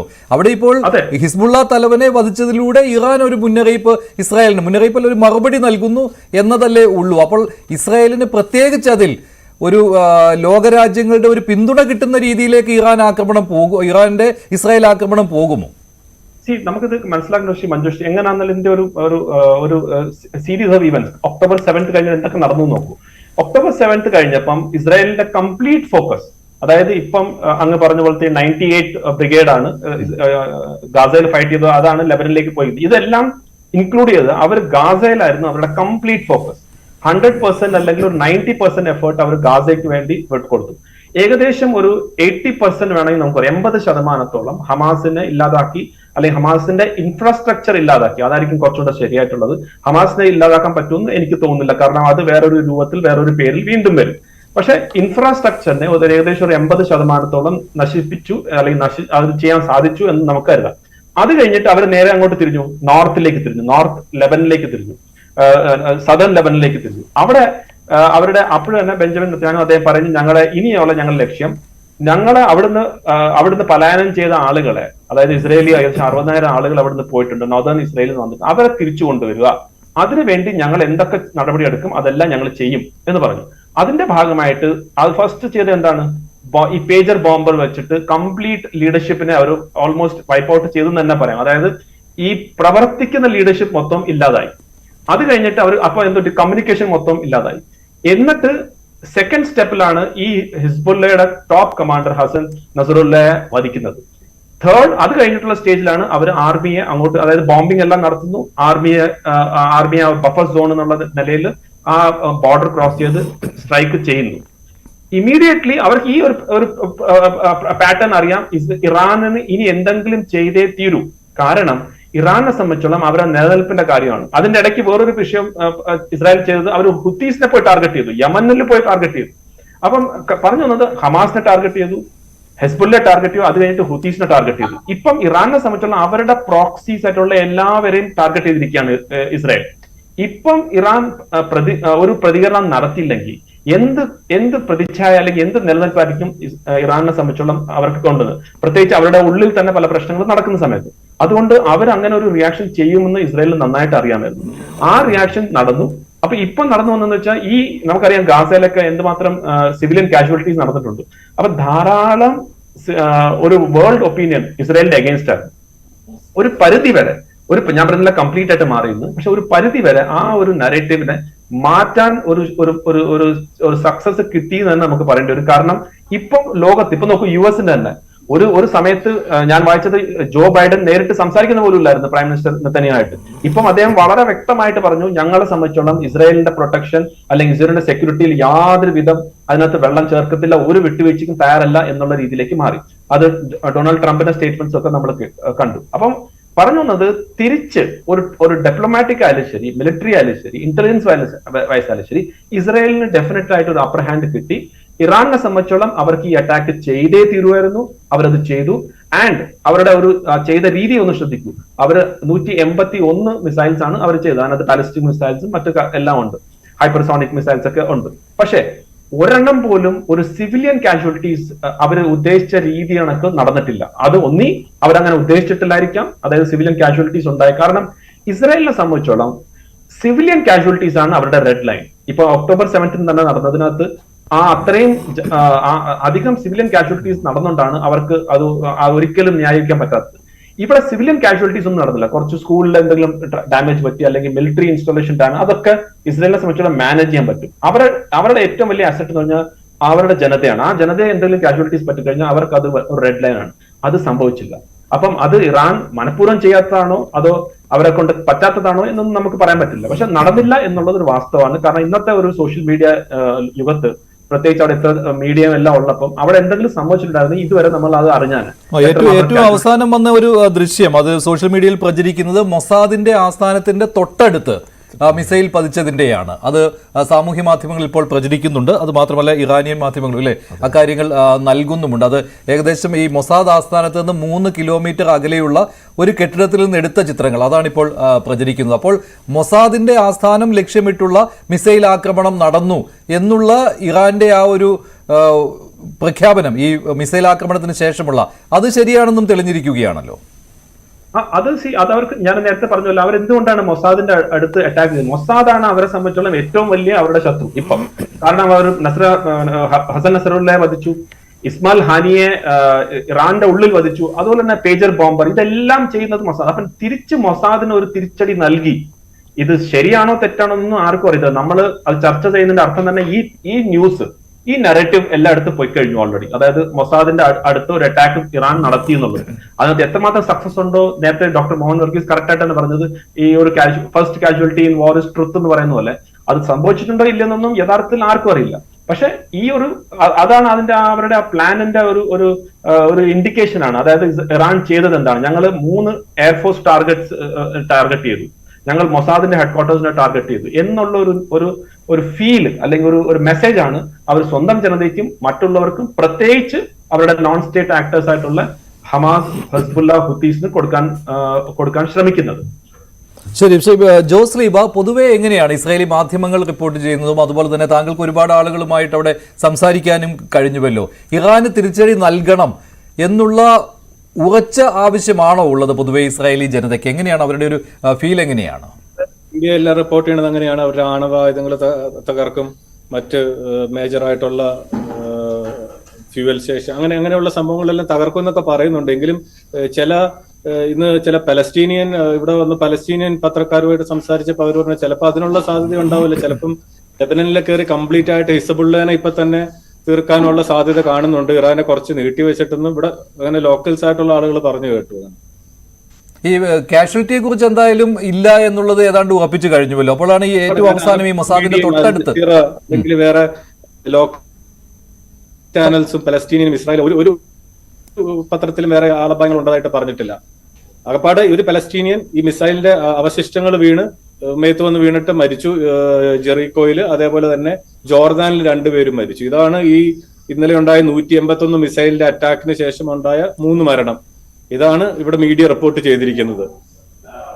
താങ്കൾ നേരത്തെ പറഞ്ഞു വളരെ ശാന്തമായ അന്തരീക്ഷമാണ് ഇപ്പോൾ ഉള്ളത് എന്ന്. പക്ഷെ ഇന്നലെ പൊതുവെ എങ്ങനെയായിരുന്നു? ഈ മിസൈൽ ആക്രമണത്തിന് മുൻപ് തന്നെ ഇസ്രായേലിന് നേരെ ഇറാന്റെ ആക്രമണം ഉണ്ടാകുമെന്നുള്ള അമേരിക്കയുടെ ഒരു മുന്നറിയിപ്പ് ഉണ്ടായിരുന്നു. അതിന് തൊട്ട് പിന്നാലെ മിസൈൽ ആക്രമണം നടക്കുകയും ചെയ്തു. അപ്പോൾ ഈ പകൽ സമയത്തും ഒരു മുന്നൊരുക്കം ഉണ്ടായിരുന്നോ? നേരത്തെ നിർദ്ദേശം കിട്ടിയത് ഏത് സമയത്തോടടുപ്പിച്ചാണ്? നിങ്ങൾ ഉച്ച കഴിഞ്ഞപ്പോൾ മുതലാണ് വന്നു തുടങ്ങിയത്. പിന്നെ വൈകുന്നേരമാണ് ഈ അലേർട്ട്, മൊബൈലിലുള്ള അലേർട്ട് വന്നത്. അപ്പൊ ആളുകളെല്ലാം ഉള്ള സ്ഥലത്ത് നിന്ന് ഓടി ബങ്കറിൽ പോയി. പക്ഷേ സിറ്റീസ് ഒക്കെ അപ്പോഴും കാറൊക്കെ റോഡിലൂടെ ഓടുന്നുണ്ട് ആ സമയത്തും. അങ്ങനെ എല്ലാവരും ഫുൾ വിജനമായിട്ടൊരു സിറ്റുവേഷൻ പോലും ഉണ്ടായില്ല ആ സമയത്ത്. ഇപ്പൊ ജെറുസലേം ടൗൺ, പല ഏരിയകളിലും ട്രാൻസ്പോർട്ടേഷൻ ഒക്കെ ഉണ്ടായിരുന്നു. പക്ഷെ ആളുകൾ കുറച്ച് കുറവായിരുന്നു. ഉണ്ടായിരുന്ന ആളുകൾ വീടുകളിൽ നിന്നെല്ലാം ഫ്ലാറ്റിൽ പോയി, അല്ലെങ്കിൽ ബങ്കറിൽ പോയി. കറക്റ്റ് ഇൻഫർമേഷൻ കിട്ടിയപ്പോൾ ആളുകളെല്ലാം തിരിച്ചു വന്ന് സേഫായിട്ട് പഴയ പോലെ തന്നെ തുടർന്നു. രാവിലെ ആണെങ്കിലും ജോലിക്ക് എല്ലാവരും traffic same us usual traffic ഉണ്ടായിരുന്നു റോഡുകളിൽ. എല്ലാ ഓഫീസും ഫംഗ്ഷൻ ചെയ്തിരുന്നു. കാരണം ഇന്ന് ലാസ്റ്റ് ഡേ ആയിരുന്നു. ഇന്ന് വൈകുന്നേരം മുതൽ ഇവിടുത്തെ ന്യൂ ഇയറിന്റെ ഹോളിഡേ ആണ്. കഴിഞ്ഞ ഈ ഒരു ഹോളിഡേയുടെ സമയത്താണ് ഈ അറ്റാക്ക് സംഭവിക്കുന്നത്. കഴിഞ്ഞ തവണ ഇതേ സമയത്താണല്ലോ ഹമാസിന്റെ ആക്രമണം ഉണ്ടായത്. അത് മാത്രമല്ല കരയിലൂടെയും അവർ ആക്രമണം നടത്തുകയുണ്ടായി. അപ്പോൾ ഈ ഒക്ടോബർ 7 ആ ആക്രമണം, ആ സമയത്തുണ്ടായിരുന്ന ഒരു ഭീതി നിറഞ്ഞ ഒരു അന്തരീക്ഷം അതുമായി താരതമ്യപ്പെടുത്തുമ്പോൾ വളരെ കുറവായിരുന്നു അല്ലേ ഇത്തവണത്തെ ഈ ഇറാനിൽ നിന്നുള്ള മിസൈലുകൾ പതിച്ച സമയം? അതെ, പക്ഷെ മിസൈൽ പതിച്ച സമയം എല്ലാവരും ബങ്കറിലിരുന്നു. അത് കഴിഞ്ഞ് നോർമലായിട്ട് മെസ്സേജ് വന്നപ്പോൾ എല്ലാവരും പോയി. പിന്നെ എല്ലായിടത്തും ഗ്രീൻ സോൺ ആക്കി. ചില സ്ഥലങ്ങളിൽ മാത്രം ഓറഞ്ച് ഉണ്ട്, റെഡ് സോൺ എങ്ങും കാണിക്കുന്നില്ല. അതാണ് ഇവിടുത്തെ ഒരു സിറ്റുവേഷൻ. ശരി, ഡോക്ടർ മോഹൻ വർഗീസ്, ഇതിപ്പോൾ ഈ ഏറ്റവും അവസാനത്തെ അപ്ഡേറ്റ് നോക്കുമ്പോഴും കൂടുതലായിട്ട് ഒരിടത്തും ആക്രമണം റിപ്പോർട്ട് ചെയ്യുന്നില്ല. പക്ഷേ അപ്പോഴും ഈ ഇസ്രായേലി ഡിഫൻസ് ഫോഴ്സിന്റെ എക്സിലുള്ള അപ്ഡേറ്റുകൾ കൂടി വരികയാണ്. അതായത് ഒരു നിർദ്ദേശത്തിന് വേണ്ടി ഞങ്ങൾ കാത്തിരിക്കുകയാണ് എന്ന രീതിയിലുള്ള അപ്ഡേറ്റുകളാണ് വന്നുകൊണ്ടിരിക്കുന്നത്. അതായത് സർക്കാരിൽ നിന്നുള്ള ഒരു നിർദ്ദേശം കിട്ടുന്നതിന് വേണ്ടി ഞങ്ങൾ സന്നദ്ധരാണ്, സജ്ജമാണ്, ഏത് സമയവും തിരിച്ചടി നൽകുവാൻ റിട്ടാലിയേഷന് വേണ്ടിയുള്ള എല്ലാ തയ്യാറെടുപ്പുകളും നടത്തിയിട്ടുണ്ട് എന്നാണ്. അത് അങ്ങനെ തന്നെയാണ് വരേണ്ടത്. കാരണം ഇസ്രായേൽ ഒരു ജനാധിപത്യ രാജ്യം കൂടിയാണ്. ഇസ്രായേൽ അഡോപ്റ്റ് ചെയ്യുന്ന ചില പവർ ടാക്ടിക്സ് ഒരുപക്ഷെ ചില രാജ്യങ്ങൾക്ക്, ചില വ്യക്തികൾക്ക് സ്വീകാര്യമല്ല എന്ന് തോന്നാമെങ്കിലും ഇസ്രായേൽ ഒരു സംവിധാനമുണ്ട്, ഒരു രാഷ്ട്രീയ സംവിധാനം. പൊളിറ്റിക്കൽ മാസ്റ്റേഴ്സ് അവരാണ് ഈ ഡിഫൻസ് സംവിധാനത്തെ കൺട്രോൾ ചെയ്യുന്നത്. അപ്പോൾ അവരുടെ ഭാഗത്തു നിന്ന് പൊളിറ്റിക്കൽ ഡിസിഷൻ തന്നെയാണ്. ഏത് യുദ്ധവും ഒരു പൊളിറ്റിക്കൽ ഡിസിഷനാണ്. അത് ബെഞ്ചമിൻ നെതന്യാഹുവിൻ്റെ ഭാഗത്തു നിന്നും ഡിഫൻസ് മിനിസ്റ്റർ യോവ് ഗാലന്റിൻ്റെ ഭാഗത്തു നിന്നും നിർദ്ദേശങ്ങൾ പോകണം. അതുകൊണ്ട് IDF, ഇസ്രായേലി ഡിഫൻസ് ഫോഴ്സിനെ സംബന്ധിച്ചിടത്തോളം അവർ ഏത് നിമിഷവും സജ്ജരായിരിക്കണം. ആ ഒരു ബാറ്റിൽ പ്രിപ്പയർഡ്നെസ് കഴിഞ്ഞ മിനിമം 1 വർഷമായിട്ടെങ്കിലും പൂർണ്ണമായി എണ്ണയിട്ട യന്ത്രം പോലെ പ്രവർത്തിക്കുന്ന ഒരു യുദ്ധ മെഷീനറിയാണ് ഇസ്രായേലിനുള്ളത്. അത് എക്കാലത്തും അങ്ങനെയാണ്. കഴിഞ്ഞ 75 വർഷവും അങ്ങനെ തന്നെയായിരുന്നു. അത് കഴിഞ്ഞ 1 വർഷം ഈ ഒരു ലാപ്സ് ഉണ്ടായത് തീർച്ചയായും ഒക്ടോബർ 7 സംഭവിച്ച ഒരു നോട്ടപ്പിശക് അല്ലെങ്കിൽ ലാപ്സ് എന്ന് പറയുന്നത് ഒരു വലിയ ഒരു ലാപ്സ് തന്നെയാണ്. അതുപോലെ മറ്റൊരു ലാപ്സ് ഉണ്ടായി ഇസ്രായേലി ഡിഫൻസ് സംവിധാനത്തിന്. അത് 2006 ലെബനീസ്, 2ാമത്തെ ലെബനൻ യുദ്ധം, ഇസ്രായേലിൻ്റെ ആക്രമണം വന്നപ്പോൾ അത് കേവലം 34 ദിവസം മാത്രമേ നീണ്ടു നിന്നുള്ളൂ. അത് കാരണം ഇസ്രായേലെ ഉദ്ദേശിച്ച ലക്ഷ്യങ്ങൾ കൈവരിക്കാൻ കഴിഞ്ഞില്ല. സ്റ്റിഫ് റെസിസ്റ്റൻസ് ഹിസ്ബുള്ളയുടെ ഭാഗത്ത് നിന്നുണ്ടായി ഈ ലെബനൻ്റെ ദക്ഷിണ ഭാഗത്ത്. അത് ഒരു പരാജയമല്ല എങ്കിൽ പോലും പരാജയത്തിന് തുല്യമായ ഒരു അവസ്ഥയിൽ ഇസ്രായേലിനെ കൊണ്ടെത്തിച്ചു. അത് വലിയ ഒരു കോൺഫിഡൻസ് ആണ് ഇസ്രായേലി ഡിഫൻസ് ഫോഴ്സിന് അന്ന് സംഭവിച്ച വലിയ ഒരു ഡെൻറ്റിങ് ഓഫ് കോൺഫിഡൻസ് ആണ്. അതുകൊണ്ട് ആ പോരായ്മകളെല്ലാം പഴുതടച്ചുകൊണ്ട് ഇപ്പോൾ എല്ലാ സജ്ജീകരണങ്ങളോടും കൂടിയാണ് ഇസ്രായേലി ഡിഫൻസ് ഫോഴ്സസ് ലെബനന് നേരെ നീങ്ങിയത്. ഇപ്പം ഹമാസിനെ ഫിനിഷ് ചെയ്യുന്നതിനേക്കാൾ ബുദ്ധിമുട്ടുള്ള ഒരു ഫ്ലഷിംഗ് ഓപ്പറേഷനാണ് ഹിസ്ബുള്ളയെ ഫിനിഷ് ചെയ്യുക എന്നത്. അത് കുറച്ചുകൂടെ മറ്റൊരു രാജ്യമാണ്, മറ്റൊരു സ്വതന്ത്ര പരമാധികാര രാജ്യമാണ്. അപ്പോൾ അവിടേക്ക് കയറുമ്പോൾ മുൻകാലങ്ങളിലുള്ള പരാജയം മുഴുവൻ, അതിൽ നിന്നെല്ലാം പാഠം പഠിക്കുന്ന ഒരു ഇസ്രായേലിനെയാണ് നമ്മൾ കാണുന്നത്. 2006 ആക്രമണം നടന്നതാണല്ലോ ഹിസ്ബുള്ളയുമായിട്ട്. 2006 ആദ്യം 82 ലെബനനിലെ സിവിൽ വാർ. ആ സമയത്ത് PLOയുടെ ആസ്ഥാനം ബെയ്റൂട്ടിലായിരുന്നു, ലെബനീസ് തലസ്ഥാനമായ ബെയ്റൂട്ടിലായിരുന്നു. അന്ന് ഇസ്രായേലി ടാങ്കുകൾ കയറി അത് മുഴുവൻ ബെയ്റൂട്ട് നഗരം പിടിച്ചു, ഈ ലെബനൻ്റെ മിക്ക ഭാഗങ്ങളും പിടിച്ചു. അതിന് ശേഷം 18ഓളം വർഷങ്ങൾ, 2000 ആണ്ട് വരെ, 82 മുതൽ 2000 ആണ്ട് വരെ ഇസ്രായേലി അധിനിവേശത്തിലായിരുന്നു ലെബനൻ്റെ മിക്ക പ്രദേശങ്ങളും. അത് കഴിഞ്ഞതിന് ശേഷം അപ്പോൾ ഹിസ്ബുള്ളയും അതോടൊപ്പം തന്നെ വളരുകയായിരുന്നു. ഒരു റെസിസ്റ്റൻസ് ഫോഴ്സ് എന്ന നിലയിൽ ഹിസ്ബുള്ളയും ആ സമയത്ത് വളർച്ച രേഖപ്പെടുത്തി. അവസാനം ഇസ്രായേൽ ആ ലെബനൻ പ്രദേശത്ത് നിന്ന് 2000 പിൻവാങ്ങേണ്ടി. അവർ പറയുന്നത്, ഹിസ്ബുള്ള പറയുന്നത് ഇസ്രയേലിന് പിൻവാങ്ങേണ്ടി വന്നു എന്നാണ്. ഇസ്രയേൽ പറയുന്നത് ഞങ്ങളുടെ ഭാഗത്തെ തന്ത്രപരമായ പിന്മാറ്റമാണ്. പക്ഷേ 2006 സംഭവിച്ചത് ഇസ്രയേലിലെ ചില സൈനികരെ അവർ തട്ടിക്കൊണ്ടു പോവുകയും അതിനുള്ള റിറ്റാലിയേഷൻ എന്ന നിലയിലും ഒക്കെയാണ്. അതുകൊണ്ട് അവരവസാനം പിന്നോട്ട് വരേണ്ടി വരുന്നു. പക്ഷേ മൂന്നാമത്തെ ലെബനീസ് യുദ്ധം ഇപ്പോൾ നടക്കുന്നു. കഴിഞ്ഞ ഒരാഴ്ചയായിട്ട് നടക്കുന്ന കരയുദ്ധത്തിൽ ഒരു പരാജയം ഇസ്രയേൽ ആഗ്രഹിക്കുന്നില്ല. പൂർണ്ണമായി ഹിസ്ബുള്ളയുടെ ഭാഗത്തു നിന്ന് വരുന്ന ത്രെറ്റ് അവസാനിപ്പിച്ചെങ്കിൽ മാത്രമേ ഇസ്രയേലിൻ്റെ വടക്കൻ ഇസ്രയേലിലെ പോപ്പുലേഷനെ റീഹാബിലിറ്റേറ്റ് ചെയ്യാൻ സാധിക്കൂ. 60,000-ഓളം ഇസ്രായേൽ പൗരന്മാരാണ് ആ ഭാഗം വിട്ട് തെക്കോട്ട് ഓടേണ്ടി വന്നത്. ടെല്ലവീവിലും ഹൈഫയിലും ജെറുസലേമിലും ഒക്കെയായി താമസിക്കുന്ന 60,000 ഇസ്രായേലി പൗരന്മാരെ അവരുടെ വടക്കൻ ഇസ്രായേലിലേക്ക് പുനരധിവസിപ്പിക്കണമെങ്കിൽ ഹിസ്ബുള്ളയുടെ ഭാഗത്തു നിന്ന് നിരന്തരമായ റോക്കറ്റ് ആക്രമണം അത് തീർച്ചയായും അവസാനിപ്പിച്ചെങ്കിലേ പറ്റൂ. അതുകൊണ്ടാണ് ഇസ്രായേൽ ഇപ്പോൾ പറയുന്നത് പരിമിതമായ ലക്ഷ്യങ്ങൾ, പരിമിതമായ ടാർഗറ്റുകൾ, ഹിസ്ബുള്ളയുടെ പോസ്റ്റുകൾ ഇത് നശിപ്പിക്കുക എന്നതാണ് തങ്ങളുടെ ലക്ഷ്യം എന്ന് പറയുമ്പോഴും എനിക്ക് തോന്നുന്നില്ല അത് മാത്രമാണ് ലക്ഷ്യമെന്ന്. ആത്യന്തികമായി ഹിസ്ബുള്ളയുടെ ശക്തി ക്ഷയിപ്പിക്കുക, ഒക്കുമെങ്കിൽ ഹിസ്ബുള്ളയെ പൂർണ്ണമായും ഫിനിഷ് ചെയ്യുക എന്നത് തന്നെയാണ്. അതുകൊണ്ട് 3 ശക്തികൾ, ഇറാൻ്റെ 3 പ്രോക്സീസ്, 1 ഹിസ്ബുള്ള, 2 ഹമാസ്, 3 തെക്കുള്ള ഹൂതികൾ, ഈ 3 ശക്തികളെയും തോൽപ്പിക്കേണ്ടത് ഇസ്രയേലിൻ്റെ മാത്രം ആവശ്യമല്ല. പ്രത്യേകിച്ച് ഹൂതികളെ പരാജയപ്പെടുത്തേണ്ടത് അമേരിക്കയുടെ കൂടെ ആവശ്യമാണ്. കാരണം ചെങ്കടൽ വഴിയുള്ള വ്യാപാരം, ലോക വ്യാപാരത്തിൻ്റെ ഏതാണ്ട് 12% കടന്നു പോകുന്നതും ഏതാണ്ട് 30% കണ്ടെയ്നർ ട്രാഫിക് നടക്കുന്നതും എണ്ണ വ്യാപാരത്തിൻ്റെ നല്ല ഭാഗം നടക്കുന്നതുമെല്ലാം ചെങ്കടലിലൂടെയാണ്. ബാബൽ മന്ദേബ് ആ കടലിടുക്ക് കഴിഞ്ഞ് ചെങ്കടലിലേക്ക് പ്രവേശിക്കുകയും അവിടുന്ന് മധ്യധരണ്യാഴിയിലേക്ക് സൂയസ് കനാൽ വഴി പോവുകയും ചെയ്യുന്ന കപ്പലുകൾക്ക് സംരക്ഷണം ഒരുക്കാൻ അമേരിക്കയുടെയും ബ്രിട്ടൻ്റെയും നാവികസേന ഉണ്ടെങ്കിൽ പോലും ഹൂതികൾ നടത്തുന്ന നിരന്തരമായ ആക്രമണം, ഇറാൻ്റെ പിന്തുണയോടുകൂടി ഷിയ ട്രൈബൽ മിലിഷ്യ കൂടിയായ ഹൂതികളുടെ ആക്രമണം, ഇത് അവസാനിപ്പിച്ചെങ്കിൽ മാത്രമേ എണ്ണ വ്യാപാരം മുന്നോട്ട് പോകൂ, ലോക വ്യാപാരം മുന്നോട്ട് പോകൂ. അതിന് അമേരിക്കയ്ക്ക് താല്പര്യമുണ്ട്. അതുകൊണ്ട് ഇതിനെ ഒരു പാക്കേജ് ഫോർമുലയായിട്ടാണ് ഇപ്പോൾ കാണാൻ സാധിക്കുന്നത്.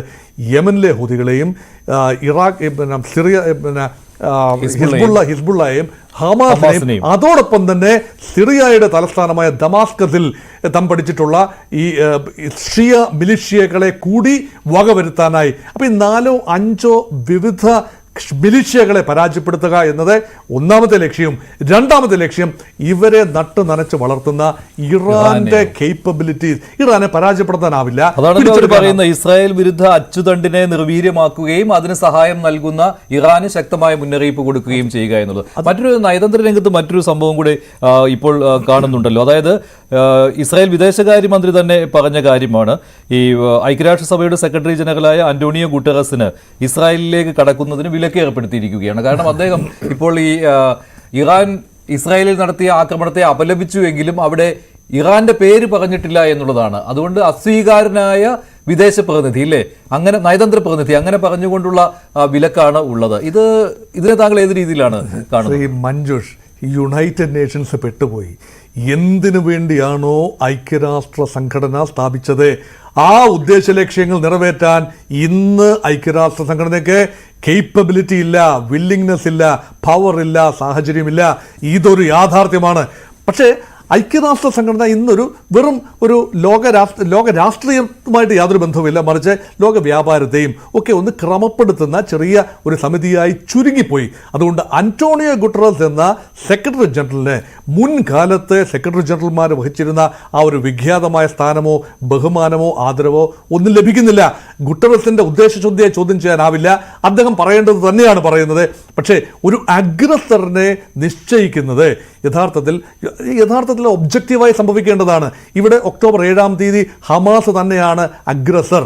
അതേസമയം പിന്നീടുള്ള തിരിച്ചടി അതിനുള്ള അവകാശമുണ്ട് എന്ന രീതിയിലാണ് ജർമ്മനിയുടെയും ബ്രിട്ടന്റെയും അമേരിക്കയുടെയും രാഷ്ട്രീയ നേതൃത്വം പറഞ്ഞത്.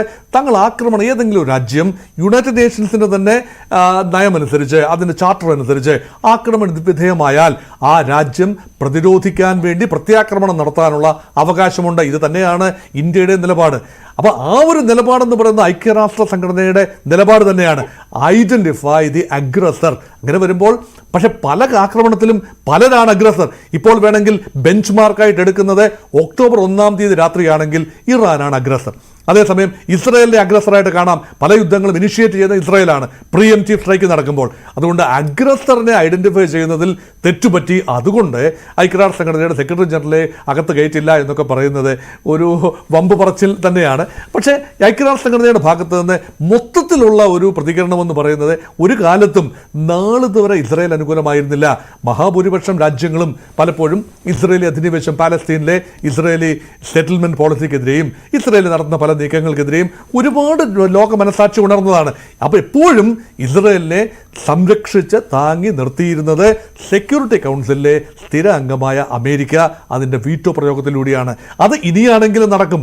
ആ ഒരു ഗ്യാരണ്ടിയാണ്, ആ ഒരു ബലമാണ് ഇസ്രായേൽ എന്ന രാജ്യത്തെ മുന്നോട്ട് നയിക്കുന്നത് ഏതർത്ഥത്തിലും. അതുകൊണ്ട് ഈ സമയത്തും അത് തന്നെ നടക്കാനാണ് സാധ്യത. ശ്രീ മഞ്ജുഷ്, ശരിയാണ്. മറ്റൊരു കാര്യം ഡിന്നി, ഇപ്പോൾ വലിയ ചർച്ചയാകുന്നത് ഒരു കാര്യം കൂടിയുണ്ട്. ഇപ്പോൾ 2 പ്രധാനികളെയാണ് വധിച്ചത് ഇസ്രായേൽ. അപ്പോൾ അടുത്ത ലക്ഷ്യം ആരാണ് എന്നുള്ള ചോദ്യം ഉയരുകയാണല്ലോ. അത് വലിയ ചർച്ചാ വിഷയമായിട്ടുണ്ട്. ഇപ്പോൾ ഹനിയെ വധിച്ചു, നസ്രള്ളയെ വധിച്ചു. ഇതിനുശേഷം ഇസ്രായേൽ ലക്ഷ്യമിടുന്ന അടുത്ത തല ആരുടേതാണ്? അങ്ങനെയുള്ള ചർച്ചകളിൽ ഇറാന്റെ പരമോന്നത നേതാവിനെയാണോ, അയത്തുള്ള അലി ഖമേനിയാണോ അടുത്ത ലക്ഷ്യം എന്നുള്ള ചോദ്യം അത് പ്രസക്തമാകുന്ന ഒരു സമയം കൂടിയാണല്ലോ ഇത്. തീർച്ചയായിട്ടും. കാരണം ശ്രീ മഞ്ജുഷ്, അതിനകത്തൊരു ഇതിന്റെ ഒരു ഞാൻ എന്തുകൊണ്ടാണ് തീർച്ചയായിട്ടും പറയുന്നുണ്ട്. ഇത് ഈ ഒരു ഇറാന്റെ അല്ലെങ്കിൽ ലെബനന്റെ അറ്റാക്ക് കഴിഞ്ഞിട്ട് സദൺ ലെബനെ ഹെസ്ബുള്ളയെ ടാർഗറ്റ് ചെയ്ത് കഴിഞ്ഞപ്പോൾ ഇറാന്റെ ഭാഗത്തുനിന്നുള്ള അറ്റാക്ക് കഴിഞ്ഞ് ബെഞ്ചമിൻ നെത്താന്യാഹു ഇമ്മീഡിയറ്റ്ലി പറഞ്ഞൊരു കാര്യമുണ്ട്. ഞങ്ങളുടെ യുദ്ധം ഇറാന്റെ ജനതയോടല്ല, ഞങ്ങളുടെ യുദ്ധം അവരെയും മോചിപ്പിക്കുക എന്നുള്ള രീതിയിലേക്കുള്ള സ്റ്റേറ്റ്മെന്റ്സ് അവിടെ നിന്ന് വന്നിട്ടുണ്ട് ഇസ്രായേലിന്. അതായത് ഒരു കാര്യം നമുക്കെല്ലാം അറിയാവുന്ന ഒരു കാര്യം, അതായത് ഇറാനിന്റെ ഉള്ളിൽ 1979 ഇറാനിയൻ റെവല്യൂഷൻ എങ്ങനെയായിരുന്നു നടന്നത്, ആ റെവല്യൂഷന്റെ എതിരായിട്ട് കുറെ ആളുകൾ അവിടെ ഒരു ശബ്ദമുണ്ട്, അല്ലെങ്കിൽ അവിടെ ഒരു വിഭാഗം ആളുകൾ ആ രീതിയിൽ ഒരു ശരിയല്ല എന്ന് വിശ്വസിക്കുന്ന ആളുകളുണ്ട്. അപ്പം ഇറാന്റെ ഉള്ളിലും ചെറിയ പ്രശ്നങ്ങളല്ല, വലിയ വലിയ പ്രശ്നങ്ങൾ തന്നെ ഉണ്ട് എന്ന് നമുക്കറിയാം. ഈ പ്രശ്നങ്ങളെ എക്സ്പ്ലോയിറ്റ് ചെയ്യാനുള്ള ഒരു ശ്രമം ഇസ്രായേൽ നടത്താനുള്ള സാധ്യതയുണ്ട്. കാരണം ഇപ്പം ഒന്നാമത് ഇറാനെ സംബന്ധിച്ചോളം അവരുടെ സാമ്പത്തിക അവസ്ഥ വളരെ ദയനീയമായിട്ട് വന്നുകൊണ്ടിരിക്കുകയാണ്. കാരണം സാങ്ഷൻസ് ഉണ്ട്. ഇപ്പൊ ഇന്ത്യ പോലുള്ള രാജ്യം പോലും അവരിൽ നിന്നുള്ള ഓയിൽ ഒക്കെ വളരെ കുറച്ചിട്ടുണ്ട്. അപ്പൊ ധാരാളം സാങ്ഷൻസും മറ്റു കാര്യങ്ങളൊക്കെ നിൽക്കുമ്പം തീർച്ചയായിട്ടും അവരുടെ എക്കോണമിയെ വളരെ രീതിയിൽ ബാധിച്ചിട്ടുണ്ട്. അതുപോലെ തന്നെ ഈ പുതിയ തലമുറയിലുള്ള ആളുകൾക്ക്, പ്രത്യേകിച്ച് യുവതികൾക്ക്, അവരുടെ ഫ്രീഡം, അവരുടെ ഇപ്പം സോഷ്യൽ മീഡിയയിലൊക്കെ മറ്റു രാജ്യങ്ങളിലൊക്കെ നടക്കുന്ന കാര്യങ്ങളൊക്കെ കാണുമ്പോൾ തീർച്ചയായിട്ടും അതിന്റെ ഒരു അമർഷവും അതിനൊരു പ്രതിഷേധവും ഒക്കെ അവിടെ നടക്കുന്നത് നമ്മൾ കാണുന്നുണ്ട്. അപ്പം ഇനി ആര് എന്നുള്ള ചോദ്യത്തിന് ഇതെല്ലാം കൂടെ ഫാക്ടർ ചെയ്ത്, നമുക്കറിയാം ഇന്നത്തെ ഒരു കാലത്ത് ഒരു ഇന്റേണൽ ഡിസ്റ്റർബൻസ് അല്ലെങ്കിൽ ഒരു ആന്തരികമായിട്ടുള്ള ഒരു പ്രക്ഷോഭം പ്ലാൻ ചെയ്ത് എക്സിക്യൂട്ട് ചെയ്യാന്നൊക്കെ പറഞ്ഞാൽ വലിയൊരു ഡിഫിക്കൽട്ട് ആയിട്ടുള്ള ഒരു കാര്യമല്ല. നമുക്ക് പല സ്ഥലത്തും ഇത് കണ്ടിട്ടുണ്ട്.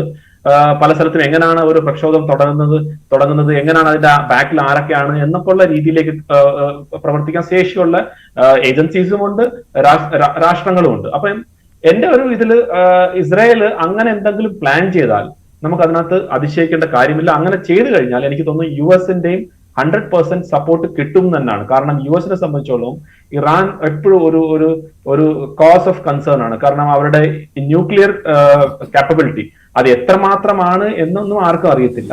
അവർ എത്രമാത്രം ന്യൂക്ലിയർ ബോംബിനെ ഡെവലപ്പ് ചെയ്തോ ഇല്ലയോ, അല്ലെങ്കിൽ ഏത് സ്റ്റേജിലാണ് എന്നൊന്നും ആർക്കും അറിയില്ല. പക്ഷെ അതൊരു വറിയാണ്. കാരണം ആ ഒരു ഇറാൻ എന്നുള്ള രാജ്യം ഭാരതമായിട്ട് വളരെ ക്ലോസ് ആണെങ്കിൽ തന്നെയും മറ്റുള്ള രാജ്യങ്ങളായിട്ട് വലിയ വലിയ പ്രശ്നങ്ങൾ ഉള്ള ഒരു രാജ്യമാണ്. അപ്പൊ അതായത് എന്ത് ചെയ്യും എന്നുള്ള ആർക്കും പ്രെഡിക്ട് ചെയ്യാൻ പറ്റാത്ത ഒരു രീതിയിലാണ് അവരുടെ പലപ്പോഴും അവരുടെ പ്രവർത്തനങ്ങൾ. അങ്ങനെ വരുമ്പം ഇസ്രായേൽ ഇങ്ങനെ ഒരു ശ്രമം നടത്തിയാൽ, അപ്പൊ നേരത്തെ അങ്ങ് ചോദിച്ച പോലെ നെക്സ്റ്റ് ആര് എന്നുള്ളത്, അപ്പൊ എന്റെ ഇതിൽ ഒരു ചേഞ്ച് ഓഫ് ഗവൺമെന്റ് അല്ലെങ്കിൽ ചേഞ്ച് ഓഫ് പവർ സെന്റർ ഇറാനിൽ നടത്തിയാൽ പോലും അത് ചിലപ്പോൾ 1-2 ദിവസം കൊണ്ടൊന്നും ആയിരിക്കത്തില്ല. അത് ഓൾറെഡി ആ പ്രൊസീജിയർ ചിലപ്പോൾ ഓൾറെഡി സ്റ്റാർട്ട് ചെയ്തതാണ്. പക്ഷെ അങ്ങനെ നടന്നാൽ പോലും നമ്മളൊന്നും അതിശയിക്കേണ്ട കാര്യമില്ല എന്ന് നമുക്ക് പറയാം. കാരണം അത് അവരുടെ ഒരു ലക്ഷ്യമാണ്. ഇറാനെ സംബന്ധിച്ചോളം ഇറാന്റെ ഈ ഒരു ലീഡർഷിപ്പ് മാറുകയാണെങ്കിൽ ഇസ്രായേലിനെ സംബന്ധിച്ചോളം അത്രമാത്രം അവരുടെ സെക്യൂരിറ്റി ഇംപ്രൂവ് ആവുന്നതിന് യാതൊരു സംശയമില്ല. കാരണം ഓൾറെഡി മിഡിൽ ഈസ്റ്റിൽ ഇസ്രായേൽ, സൗദി അറേബ്യ ആയാലും ശരി, UAE ആയാലും ശരി, മറ്റ് രാജ്യങ്ങളുമായിട്ട് വളരെ നല്ലൊരു ബന്ധം കൊണ്ടുവന്ന് സമാധാനത്തിലേക്ക് പോയിക്കൊണ്ടിരുന്ന സമയത്താണ് ഹമാസിന്റെ ആ അറ്റാക്ക് നടക്കുന്നത്. അപ്പം ഇറാന്റെ അവിടെ ഒരു ഫ്രണ്ട്ലി ഗവൺമെന്റ് വരെയാണെങ്കിൽ എനിക്ക് തോന്നുന്നു ഇസ്രായേലിനെ സംബന്ധിച്ചോളം അവരുടെ സെക്യൂരിറ്റി അത്രമാത്രം ഇംപ്രൂവ് ആയി അത്രമാത്രം അവർക്ക് മറ്റു കാര്യങ്ങളിലേക്ക് ശ്രദ്ധിക്കാൻ പറ്റുമെന്നാണ്. അപ്പൊ അങ്ങനെ ഒരു ശ്രമം മുൻപ് നടന്നിട്ടുണ്ട്, ഇനി നടന്നുകൂടാ. ശരിയാണ്. പക്ഷേ ശ്രീ മോഹൻ വർഗീസ്, അങ്ങനെ ഇപ്പോൾ ഹനിയയ്ക്കും നസ്രള്ളയ്ക്കും ശേഷം ഖമേനിയാണ് അടുത്ത ലക്ഷ്യമായിട്ട് ഇസ്രായേൽ കരുതുന്നതെങ്കിൽ, ന്യൂ ഓർഡർ എന്നാണല്ലോ അവരുടെ ഈ ഓപ്പറേഷനെ വിശേഷിപ്പിക്കുന്നത് തന്നെ. അവർ വിശേഷിപ്പിക്കുന്നത് ഭീകര നേതാക്കളെ ലക്ഷ്യമിട്ടുകൊണ്ടുള്ള ന്യൂ ഓർഡർ ഓപ്പറേഷൻ എന്നാണ്. അത് അതിഭീകരമായ പ്രത്യാഘാതങ്ങൾക്കും പ്രവചനാതീതമായ സംഘർഷങ്ങൾക്കും കാരണമാകില്ലേ മധ്യപൂർവ്വ ദേശത്ത്? കേണൽ ഡിന്നി സൂചിപ്പിച്ച ആ ഒരു കാര്യം തന്നെയാണ് കുറച്ചുകൂടി വിശാലമായ അർത്ഥത്തിൽ ഇസ്രായേൽ ഡിസൈൻ ചെയ്യുന്നത്. അതായത് ഒരു റെജീം ചേഞ്ചിലേക്ക് ഇറാനെ കൊണ്ടെത്തിച്ചാൽ ഇസ്രായേൽ ഇന്ന് അനുഭവിക്കുന്ന സുരക്ഷാ ഭീഷണിയുടെ 90% മാറിക്കിട്ടും. കാരണം ഇവിടെ ഇസ്രായേലിൻ്റെ ഒരു ലോങ് ടേം, ഇസ്രായേലിൻ്റെ ഇപ്പോഴൊരു മിസൈൽ വിട്ടോ എന്നൊന്നും അല്ല ഇവിടെ ചർച്ച ചെയ്യേണ്ടത് നമ്മൾ. അതായത് ഇസ്രായേലിൻ്റെ ഒരു ലോങ് ടേം പ്ലാൻ എന്ന് പറയുന്നത് ആ രാജ്യം എല്ലാ പ്രതിസന്ധികളോടും പടവെട്ടിയാണ് ഇതുവരെ നിലനിന്നത്. ഒരു ജനത തന്നെ 2000 വർഷം പല ഇടങ്ങളിലായി കഴിയേണ്ടി വന്നു. അവർക്കൊരു പോപ്പുലേഷൻ മാത്രമാണ് ഉണ്ടായിരുന്നത്, ഒരു ടെറിട്ടറി സ്വന്തമായിട്ടില്ലായിരുന്നു, ഒരു ഗവൺമെൻറ് ഇല്ലായിരുന്നു, പരമാധികാരമില്ലായിരുന്നു. ഒരു ജനത ഒരു രാഷ്ട്രമായി രാഷ്ട്രത്തിൻ്റെ വെളിയിൽ അല്ലെങ്കിൽ ആ ഭൂമിക്ക് വെളിയിൽ നിലനിൽക്കുന്ന തിരിച്ചു വരുമ്പോൾ നിലനിൽപ്പിന് വേണ്ടി ഏതറ്റം വരെ വേണമെങ്കിലും പോകും. അപ്പോൾ അവർ എനിമീസിനെ ഒന്നൊന്നായി സുഹൃത്തുക്കളായി മാറ്റുന്ന ഒരു കാഴ്ച കണ്ടു. ആദ്യം എനിമീസിനെ യുദ്ധത്തിൽ പരാജയപ്പെടുത്തി, പിന്നീട് തന്ത്രപരമായ കരാറുകളിലൂടെ ഓരോ ശത്രുവിനെയും, അറബി ലോകത്തെ ഓരോ ശത്രുവിനെയും, അത് ആദ്യം ഈജിപ്റ്റുമായിട്ടാണ് 1978 ക്യാമ്പ് ഡേവിഡ് അക്കോർഡ്, അതുമായി ഏറ്റവും ശക്തനായ എതിരാളിയായ ഈജിപ്തിനെ കൂടെ നിർത്തി. പിന്നീട് അബ്രഹാമിക കരാറുകളിലൂടെ വിവിധ രാജ്യങ്ങളെ UAE-യെയും ബഹ്റിനെയും പിന്നീട് സുഡാനെയും എല്ലാം കൂടെ നിർത്തി. ഇപ്പോൾ സൗദി അറേബ്യ എന്ന ശക്തമായ സുന്നി അറബി രാജ്യത്തെ കൂടി ഇസ്രയേലിൻ്റെ ഒരു സുഹൃത്ത് രാജ്യമാക്കി മാറ്റിയെടുക്കാനുള്ള അബ്രഹാമിക കരാറിൻ്റെ ആ ഘട്ടം എത്തിയപ്പോഴാണ് ഇവർ ആക്രമിച്ചത്. ആരാണ്? ഹമാസിൻ്റെ ഭാഗത്ത് നിന്ന് ഇസ്രായേലിനെതിരെ ആക്രമണം ഉണ്ടായത്. അതുകൊണ്ട് അറബി മേഖല, പ്രത്യേകിച്ചും സുന്നി അറബി മേഖല, ഇസ്രയേൽ അനുകൂലമെന്ന് പറയാനാവില്ലെങ്കിലും ഇസ്രയേലുമായി ചേർന്ന് സമരസപ്പെട്ട് ഇസ്രയേലിനെ അംഗീകരിച്ചു പോകുന്ന ഈ കാലഘട്ടത്തിൽ ആകെ അവശേഷിക്കുന്ന മേജർ ത്രെട്ട് എന്ന് പറയുന്നത് ഇറാൻ എന്ന രാജ്യവും ഇറാൻ നട്ടു നനച്ച് വളർത്തുന്ന ഷിയ മിലീഷ്യകളിന് ചുറ്റുപാടുമുള്ള ഷിയ മിലീഷ്യകളും പിന്നെ അതോടൊപ്പം തന്നെ ഹമാസും. അപ്പോൾ പാലസ്തീനിയൻ കോസിന് ഒപ്പം ഇന്ന് അറബികൾ ചലിക്കുന്നില്ല, അല്ലെങ്കിൽ അറബികൾ അതേക്കുറിച്ച് ഒന്നും തന്നെ മിണ്ടുന്നില്ല. അതേസമയം ഇറാൻ പാലസ്തീനിയൻ കോസിന് വേണ്ടി നിലനിൽക്കുന്നു. മറ്റ് പലയിടങ്ങളിലെയും ലോക മുസ്ലിം രാജ്യങ്ങളല്ല, മറിച്ച് മുസ്ലിം ജനതയ്ക്ക് പാലസ്തീനിയൻ കോസിനോട് വലിയ താല്പര്യമുണ്ട്. അത് ന്യായമായും അതുണ്ടാകണം. പക്ഷേ ഇറാനെ നിർവീര്യമാക്കാൻ ഏറ്റവും നല്ല വഴി എന്ന് പറയുന്നത് വെയിറ്റ് ചെയ്യുക, wait for an opportunity time to strike. ഇപ്പോൾ ഇതാ അത് കൈവന്നിരിക്കുന്നു. ഇറാന്റെ ഭാഗത്ത് നിന്ന് ഇസ്രയേലിനെതിരെ ആക്രമണം ഉണ്ടായിരിക്കുന്നു. ഇപ്പോൾ ചെയ്യാൻ സാധിക്കുന്നത് ഇറാന്റെ ന്യൂക്ലിയർ കേപ്പബിലിറ്റി പൂർണ്ണമായി തകർക്കുന്ന രീതിയിൽ ഒരു പ്രത്യാക്രമണം ഉണ്ടായാൽ അത്ഭുതപ്പെടേണ്ടതില്ല.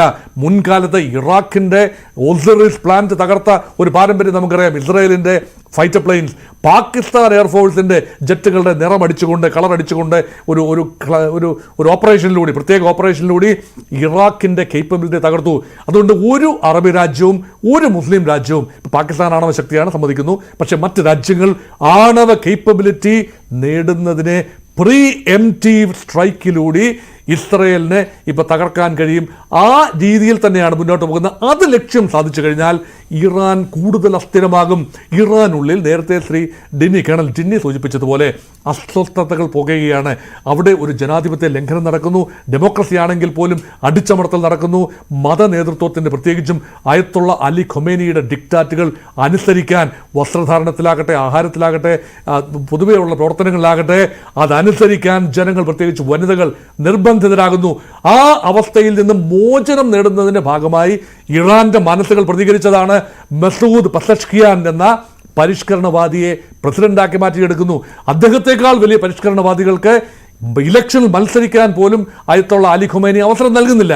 അതുകൊണ്ട് ഇറാന്റെ ജനതയുടെ മനസ്സ് എന്ന് പറയുന്നത് ഒരു റൂളർഷിപ്പ് ചേഞ്ച്, റെജീം ചേഞ്ച് എന്നതാണെങ്കിൽ അത് സാധ്യമാക്കാൻ ഈ യുദ്ധത്തിൻ്റെ പരിസമാപ്തി എന്ന് പറയുന്നത് ഇറാന്റെ പതനം മാത്രമല്ല, മറിച്ച് ഇറാൻ എന്ന രാജ്യം ഇസ്രയേലിനോട് സമരസപ്പെട്ട് ഇസ്രയേലിനെ അംഗീകരിച്ചുകൊണ്ട് മുൻകാലങ്ങളിൽ ഷായുടെ കാലത്ത് സംഭവിച്ചതുപോലെ ഇസ്രയേലിനെയും അമേരിക്കയും ഒക്കെ അംഗീകരിച്ചുകൊണ്ട് ഒരു അധിവസിക്കാൻ അല്ലെങ്കിൽ സഹവസിക്കാൻ തക്ക അന്തരീക്ഷം സംജാതമാകണമെങ്കിൽ ഒരു ഭരണമാറ്റം അവിടെ ഉണ്ടാകണം. അല്ലാതെ ഇസ്രയേൽ ഇറാനെ പിടിച്ചെടുക്കുക എന്നതോ കരയുദ്ധം നടത്തുക എന്നതൊന്നും ഇസ്രയേലിന് സാധിക്കുന്ന കാര്യമല്ല, ഇസ്രയേൽ അജണ്ടയിലുമില്ല.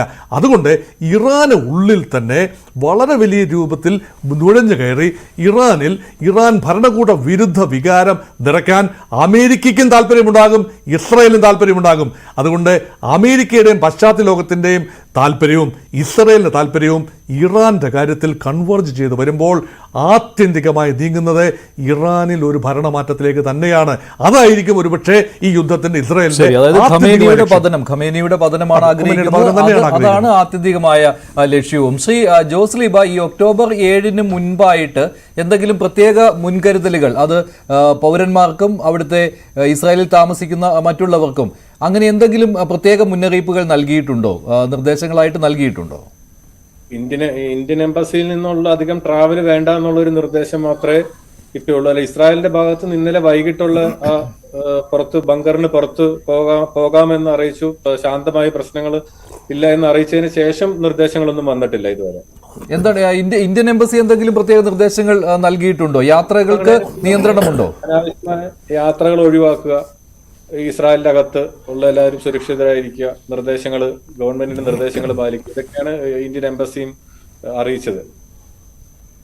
ഈ ഇസ്രായേൽ സുരക്ഷിതം എന്നുള്ള കാര്യത്തിൽ കഴിഞ്ഞ തവണ ഇപ്പോൾ ഈ ഒക്ടോബർ 7-ന്റെ ആക്രമണത്തിന് ശേഷം അവിടെ നിന്ന് ഈ മലയാളികളെ, ഇന്ത്യക്കാരെ ഒഴിപ്പിക്കുവാനുള്ള ഒരു ശ്രമം നടന്നിരുന്നു, തിരികെ നാട്ടിലേക്ക് കൊണ്ടുവരുവാനുള്ള. പക്ഷേ ആ സമയത്ത് പോലും തിരികെ വരുവാനുള്ള ആഗ്രഹം പ്രകടിപ്പിച്ചവർ വളരെ കുറവായിരുന്നില്ലേ ശ്രീ ജോസ്ലിബ? അപ്പോൾ നാട്ടിലേക്ക് വരാനിരുന്ന ആളുകൾ മാത്രമാണ് ആ ഒരു സൗകര്യം കൂടുതലായിട്ടും ഉപയോഗപ്പെടുത്തിയത്.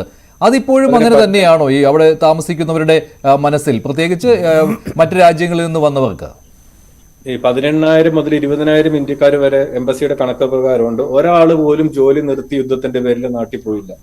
ആ സമയത്ത് നാട്ടിൽ പോകാനിരുന്ന ആളുകളും ഇവിടെ ഉണ്ടായിരുന്ന സ്കോളർഷിപ്പിൽ പഠിക്കുന്ന സ്റ്റുഡൻസും ആണ് ആ സമയത്ത് നാട്ടിൽ പോയത്. ഇപ്പോഴും പക്ഷെ ഇപ്പൊ തിരിച്ചും ഈ കഴിഞ്ഞ മിനിങ്ങാന്നും അതിന് 2-3 ദിവസം മുമ്പും ഇന്ത്യയിൽ നിന്ന് ഇപ്പം ഇവിടെ ഇസ്രായേലിൽ മെയിൻ ആയിട്ട് ഇത്രയും നാളും ജോലി കൊടുത്തുകൊണ്ടിരുന്ന നഴ്സസ് അല്ലെ കെയർ ടേക്കർ കാറ്റഗറിയിലുള്ള കെയർ ഗിവർ കാറ്റഗറിയിലുള്ള ആളുകൾക്കാണ് ഇസ്രായേൽ ഗവൺമെന്റ് ഇന്ത്യൻസിന് ജോലി വിസ കൊടുത്തുകൊണ്ടിരുന്ന ഒരേ ഒരു കാറ്റഗറി മാത്രമേ ഉണ്ടായിരുന്നുള്ളൂ. പക്ഷെ പലസ്തീനിയന്റെ ആയിട്ടുള്ള യുദ്ധം ഗാസയായിട്ടുള്ള യുദ്ധം തുടങ്ങിയ ആ ഒരാഴ്ച മുതൽ എല്ലാ ഗാസയിലുള്ള പലസ്തീനികളെയും തിരിച്ച് അയക്കുകയും അതിനുശേഷമാണ് ഇന്ത്യൻ ഗവൺമെന്റുമായിട്ട് ടൈപ്പായിട്ട് ഇന്ത്യ എന്നുള്ള ആളുകളെ വർക്കേഴ്സായിട്ട് കൊണ്ടുവരുന്നത്. ഇപ്പൊ കേരളത്തിൽ നിന്നും പുതിയ ജോലികൾക്കായി ഒട്ടനവധി ആളുകൾ ഈ കഴിഞ്ഞ ദിവസങ്ങളിലെല്ലാം വന്നു. കൺസ്ട്രക്ഷൻ വർക്കിലേക്കും ട്രക്ക് ഡ്രൈവേഴ്സ് ആയിട്ടും അതേപോലെ ടയൽ ഫിക്സിങ്ങിനും ഇലക്ട്രീഷ്യൻസും AC-നും ഇങ്ങനത്തെ ഒത്തിരി പുതിയ ജോലികളിലേക്ക് സാധ്യത ഇസ്രായേൽ ഇന്ത്യക്കാർക്ക് കൊടുക്കുന്നുണ്ട്. അതേപോലെ കേരളത്തിലുള്ളവർക്ക് ഒരു പരിഗണനയുണ്ട്. അതും ഈയിടെ എല്ലാ ആളുകൾ ഇത്രയും ഈ യുദ്ധം തുടങ്ങിയതിനു ശേഷം ഒക്കെ വീണ്ടും വരുന്നുണ്ട്. ഇന്ത്യയിൽ നിന്ന് തന്നെ വീണ്ടും ഒരു മൊത്തം 2,000 പേരോളം വന്നിട്ടുണ്ട്. അതിലൊരു 500-600 പേര് തന്നെ കേരളത്തിൽ നിന്നുണ്ട്. ആദ്യം അഗ്രികൾച്ചർ സെക്ടറിൽ മാത്രമേ ഉണ്ടായിരുന്നുള്ളൂ. ഇപ്പൊ കെയർ ഗിവറും കൺസ്ട്രക്ഷൻ ഫീൽഡും അങ്ങനത്തെ എല്ലാ മേഖലകളിലും ഇന്ത്യയിൽ നിന്നുള്ള ആളുകളെ ഇസ്രായേൽ ജോലിക്ക് എടുത്തു തുടങ്ങി. ശ്രീ മോഹൻ വർഗീസ്, അവസാനമായി ഇന്ത്യയുടെ നിലപാട് ഇക്കാര്യത്തിൽ അതും നിർണായകമായ ഒന്ന് തന്നെയായിരുന്നുവല്ലോ. ഈ ഹമാസ് ഇസ്രായേലിനെ ആക്രമിച്ച സമയത്തും ഇസ്രായേൽ ഗാസയിലേക്ക് തിരിച്ചടിച്ച സമയത്തും അത് രാജ്യത്തിനകത്ത് നമ്മുടെ കേന്ദ്ര സർക്കാരിന്റെ നിലപാട് അതിനെ പ്രതിപക്ഷ പാർട്ടികൾ ചോദ്യം ചെയ്ത ഒരു സമയം പോലും ഉണ്ടായിരുന്നു. അത് ഇന്ത്യയെ സംബന്ധിച്ചിടത്തോളം വർഷങ്ങളായി ഉണ്ടായിരുന്ന ഒരു നിലപാടിൽ മാറ്റമുണ്ടായി. 1991 വരെ പലസ്തീൻ കോസിനോടൊപ്പം അതിശക്തമായി നിന്ന രാജ്യമാണ് ഇന്ത്യ. ഇപ്പോഴും ഓൺ പേപ്പർ പാലസ്തീനിയൻ കോസിനോടൊപ്പം തന്നെയാണ് ഇന്ത്യ നിൽക്കുന്നത്. അങ്ങനെ നിൽക്കാനാവൂ, അത് നമ്മുടെ കമ്മിറ്റ്മെൻ്റ് ആണ്. സമയാസമയങ്ങളിലെ പ്രധാനമന്ത്രിമാർ, അത് കോൺഗ്രസിൻ്റെ ആകട്ടെ BJPയുടെ ആയിക്കൊള്ളട്ടെ, പ്രധാനമന്ത്രിമാർ അതേ നിലപാട് തന്നെയാണ് എടുത്തിരുന്നത്. പക്ഷേ ഇപ്പോൾ വർദ്ധിച്ചു വരുന്ന ഇന്ത്യ ഇസ്രായേൽ സഹകരണം, മുൻപ് അങ്ങനെ ആയിരുന്നില്ല, ഒരു സഹകരണവും ഉണ്ടായിരുന്നില്ല. ഏതാണ്ട് ശത്രുപക്ഷത്ത് തന്നെയാണ്, പ്രത്യേകിച്ച് നേരിട്ട് ശത്രുത ഇല്ലെങ്കിൽ പോലും പലസ്തീനിയൻ കോസിനോടൊപ്പം നിൽക്കുന്ന ഇന്ത്യ ഇസ്രായേലിനെ മറുപക്ഷത്ത് തന്നെയാണ് നിർത്തിയിരുന്നത്. ഇപ്പോഴങ്ങനെയല്ല. ഇന്ത്യക്ക് ആവശ്യമുള്ള ഇൻ്റലിജൻസ് നെറ്റ്വർക്ക്, ഇൻ്റലിജൻസ് ഇൻപുട്ടുകൾ വരെ തരാൻ കേപ്പബിലിറ്റിയുള്ള രാജ്യമെന്ന നിലയിൽ ഇസ്രയേലിനെ വളരെ ഗൗരവമായിട്ടാണ് ഇന്ത്യ കാണുന്നത്. അതേസമയം ഇന്ത്യക്ക് ഒരു വിദേശ നയമുണ്ട്. അത് സമാധാനത്തിൻ്റെ നയം തന്നെയാണ്, ചെറുചാരാ നയമാണ്. അതുകൊണ്ടാണ് ഉക്രൈനോടും റഷ്യയോടും ഒരേപോലെ സംസാരിക്കാൻ ഇന്ത്യക്ക് കഴിയുന്നത്. അതുകൊണ്ടാണ്. അതുപോലെ തന്നെ അറബ് ലോകത്തോടും ഇസ്രയേലിനോടും ഒരേപോലെ തന്നെ സംസാരിക്കാൻ ഭാരതത്തിന് കഴിയേണ്ടതാണ്, ഇപ്പോൾ കഴിയുകയും ചെയ്യുന്നു. അതുകൊണ്ടാണ് കഴിഞ്ഞ ദിവസം പ്രധാനമന്ത്രി നരേന്ദ്രമോദിയുടെ ഭാഗത്തു നിന്ന് വന്നൊരു പ്രസ്താവന. അദ്ദേഹം ഇസ്രായേൽ പ്രധാനമന്ത്രി ബെഞ്ചമിൻ നെതന്യാഹുവുമായി സംഭാഷണത്തിൽ പറഞ്ഞു, ആക്രമണം അല്ലെങ്കിൽ ഭീകരവാദം അല്ലെങ്കിൽ തീവ്ര ആക്രമണങ്ങൾ ഒരു രീതിയിലും ന്യായീകരിക്കാനാവില്ല. അത് ഒരു സ്റ്റേറ്റ് ആക്ടർ ചെയ്താലും ശരി, അത് ഇസ്രായേൽ എന്ന സ്റ്റേറ്റ് ആക്ടറിൻ്റെ ഭാഗത്തെ ഭരണകൂട ഭീകരതയാണെങ്കിലും, അതല്ല ഹമാസിൻ്റെയും ഹിസ്ബുള്ളയുടെയും അത് ഇറാൻ്റെ ഭാഗത്തു നിന്നാണെങ്കിലും ശരി, അത് ന്യായീകരിക്കത്തക്കതല്ല. അപ്പോൾ ഇന്ത്യക്ക് ഒരു അഭിപ്രായമേ ഉള്ളൂ, ഒരു പക്ഷമേ ഉള്ളൂ. അത് സമാധാനത്തിൻ്റെ അഭിപ്രായമാണ്, സമാധാനത്തിൻ്റെ പക്ഷമാണ്. അതുകൊണ്ട് ഇസ്രയേലും പലസ്തീനും തമ്മിൽ ഓസ്ലോ കരാറിൻ്റെ അടിസ്ഥാനത്തിൽ ഒരു 2 രാഷ്ട്ര ഫോർമുല, ദ്വിരാഷ്ട്ര ഫോർമുല മുന്നോട്ട് കൊണ്ടുപോകണം. അതിലേക്ക് എത്തി നിൽക്കുന്ന എന്ത് സഹായവും ചെയ്യാൻ ഇന്ത്യ തയ്യാറാണ്. പക്ഷേ ഐക്യരാഷ്ട്ര സംഘടനയുടെ ജനറൽ അസംബ്ലിയിൽ പ്രമേയം വോട്ടിന് വരുമ്പോൾ പലപ്പോഴും തന്ത്രപരമായി വിട്ടുനിന്നു. സെക്യൂരിറ്റി കൗൺസിലിൻ്റെ അധ്യക്ഷസ്ഥാനം ഉണ്ടായിരുന്നപ്പോഴും ഇന്ത്യ പ്രമേയങ്ങളിൽ നിന്നും വിട്ടുനിന്നു. അതുകൊണ്ട് അഗ്രസറിനെ ഐഡൻറ്റിഫൈ ചെയ്ത് മുന്നോട്ട് പോകുന്ന പ്രക്രിയയിൽ ഇന്ത്യയുടെ സാന്നിധ്യം ഉണ്ടായില്ല എന്നത് പ്രത്യേകമായി നമ്മൾ നോക്കിക്കാണേണ്ട കാര്യമാണ്. ഇന്ത്യയെ സംബന്ധിച്ചിടത്തോളം ഇസ്രായേൽ താല്പര്യങ്ങളുണ്ട്, ഡിഫൻസ് എഗ്രിമെൻറ്റുകളുണ്ട്. അതുമാത്രമല്ല ഇന്ത്യക്കാരായ 20,000 പേരെ അവിടെ ഉള്ളൂ. അല്ല, ഇന്ത്യൻ വംശജ ആളുകളുണ്ട്, അവർ യഹൂദന്മാരാണ്, ചരിത്രപരമായ ബന്ധമുണ്ട്. കൊച്ചിയിൽ നിന്നുൾപ്പെടെയുള്ള യഹൂദന്മാർ ഇന്ത്യക്ക് സ്വാതന്ത്ര്യം കിട്ടിയ സമയത്ത്, ഇസ്രായേൽ രൂപീകരിച്ച സമയത്ത് അങ്ങോട്ട് പോയി. അപ്പോൾ കൃത്യമായി പറഞ്ഞാൽ 80,000-ഓളം ഇന്ത്യൻ വംശജരായ ഇന്ത്യയുമായി ബന്ധമുള്ള ആളുകളുണ്ട്. അതിൽ 20,000-ഓളം പേർ ഇന്ത്യൻ പൗരന്മാരാണ്. അവരുടെ സുരക്ഷ ഒന്നാം പരിഗണന. പക്ഷെ അവർ സാമാന്യം സുരക്ഷിതരാണ്. ഇപ്പോൾ ജോസ് ലീബ ഉൾപ്പെടെ റിപ്പോർട്ട് ചെയ്തിരിക്കുന്നത് അവർ കാര്യമായ സുരക്ഷാ ഭീഷണി അനുഭവിക്കുന്നില്ല. അല്ലെങ്കിൽ കഴിഞ്ഞ 1 വർഷം മുൻപ് നമ്മൾ വിമാനം വിട്ട് ആളുകളെ ഇങ്ങോട്ട് കൊണ്ടുവരാമെന്ന് പറഞ്ഞപ്പോൾ ഞങ്ങൾ ആ വിമാനത്തിൽ കയറാൻ തയ്യാറല്ല, ഞങ്ങളിവിടെ സുരക്ഷിതരാണ് എന്ന് പറഞ്ഞ് പിടിച്ചു നിൽക്കുന്ന ആളുകളാണ്. അതുകൊണ്ട് ഇപ്പോഴും ഈ കലാമിറ്റിയിൽ പോലും ഇന്ത്യക്കാരും അവിടെ വിട്ടുപോകാനുള്ള സാധ്യതയില്ല. മറുപക്ഷത്ത് അറബി നാട്ടുകാരെ, അറബികളെ പിണക്കാനും നമുക്കാവില്ല. അറബികൾ ഇപ്പോൾ പൂർണ്ണമായും പാലസ്തീൻ പക്ഷത്താണെന്ന് പറയാൻ ആവില്ലെങ്കിൽ പോലും അവരെ പിണക്കാനും ആവില്ല. വലിയ തോതിലാണ് ഇന്ത്യയുടെ വർക്ക് ഫോഴ്സ് മധ്യപൗരസ്ത്യ പ്രദേശത്തെ അറബി നാടുകളിൽ, എണ്ണപ്പാടങ്ങളിലും അല്ലാതെയും ജോലി ചെയ്യുന്നത്. നന്ദി. ചർച്ചയിൽ പങ്കെടുത്ത എല്ലാവർക്കും. വരും മണിക്കൂറുകൾ അതിനിർണായകം തന്നെയാണ്. എന്താണ് ഇസ്രായേലിന്റെ അടുത്ത നീക്കം, അതിന് ഇറാൻ ഏത് രീതിയിലായിരിക്കും മറുപടി നൽകുക തുടങ്ങിയ ഒട്ടേറെ ചോദ്യങ്ങൾ ബാക്കി നിൽക്കുകയാണ്. ഇന്നത്തെ പ്രൈം ഡിബേറ്റിലെ ചോദ്യം ഇതായിരുന്നു: ഇസ്രായേൽ തിരിച്ചടിച്ചാൽ ഇറാൻ താങ്ങുമെന്ന് 35% പ്രേക്ഷകർ, ഇല്ല എന്ന് 62%. പ്രൈം ഡിബേറ്റ് അവസാനിക്കുന്നു. നന്ദി, നമസ്കാരം.